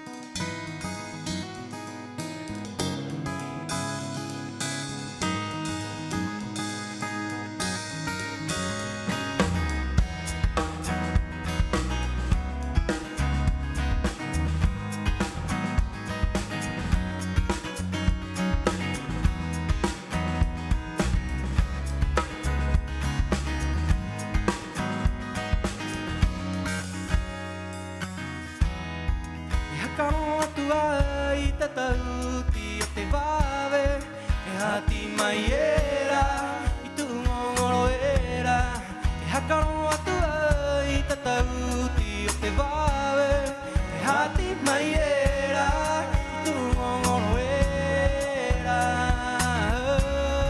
i tu ngongoro era he nua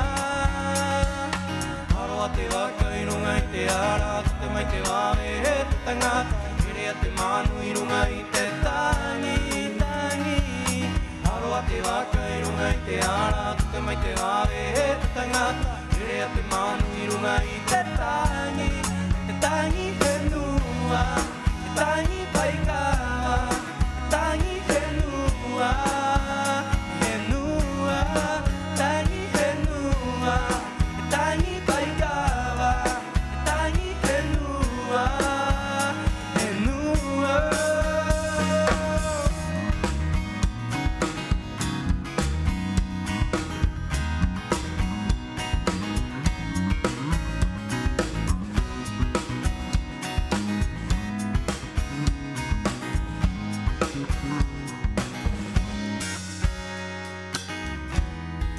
Hakaro atu au hati mai era Hakaro atu au hati mai era Aroa te waka i runga i te ara te mai te wawe he te tangata Ere te manu i runga i te tangi, tangi Aroa te waka i runga i te ara te mai te wawe he te tangata Ere te manu i runga i te tangi he nua Tangi paikawa Tangi he nua He nua Tangi he nua Tangi paikawa Tangi he nua He nua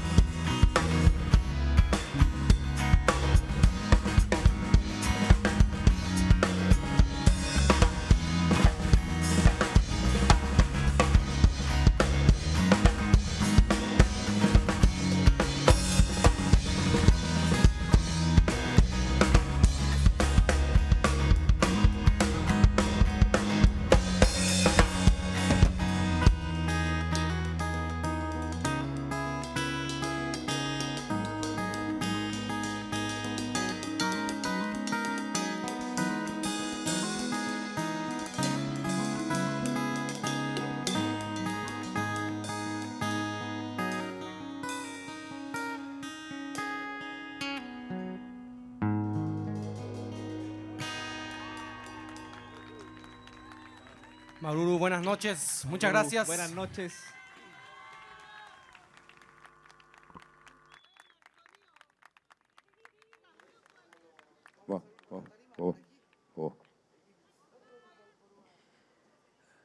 Rotu puai mai korua kia hangarau ika. Aplauso por favor a nuestros públicos a la despedida de este grupo. ¿Cómo están? Adobo. Esto uno estoy tomar tato pirio tomar le kuangalina. Maururu tahia tu korua tato no tu he korira to matu ki se mengo ene ke tu mai e gano i te opitari te tahia tu kona e uia te hakapa te matu i tapa te aroi karawa tatoa. Maururu tato piri o te hamahana o tato ngoro o tapatera panai pichuru mamaha. Así es, querido compañero, agradeciéndote también a ti por esta compañía, por tener a la eminencia de la locución a mi lado y agradecer al bello público que esperó hasta el último momento para disfrutar y presenciar todo lo que les teníamos preparado a todos ustedes. Y orana korua, maurut korua paemai kirunga itea hunei o hanga barebare, o tapati rapanui, piti tautini, piti ahurmamaha. Aló. Tú no tienes nada que agradecer. Gracias a ti por no haber estado junto con ustedes en este escenario. Puede ser la última oportunidad. Esto ha sido mi segunda casa desde que nací de las comunicaciones hasta el día de hoy. Esto uno atoy te mauru tato toni que goru o to kutia turi que goru tato y yo hakoi te mahana nimo pija ko tato que i tato he tato na piri. O ira amu yo te aroha que goru tato hi no te atua mano o te rangi e hakaba o to tapa te ro goru tato. O si te mi sette mission por cet festival tapatera por bencata. Y ahora na amu no to te mau tu atea e tu no tu eta no to ruto ni matara li baba to li tea e tu no te to apai to tu amo te una matuita ya o to te tapate a ropa y ahora na amo no to. Así es como cerramos esta bella noche, la cuarta noche de Tapati Rapanui y orana korua maururu. Nos despedimos hasta mañana, nos encontramos en el Marae, tal como hemos estado pronunciando cuáles son las programaciones de seguir para la jornada de mañana. Y ahora la Corúa, Maururu.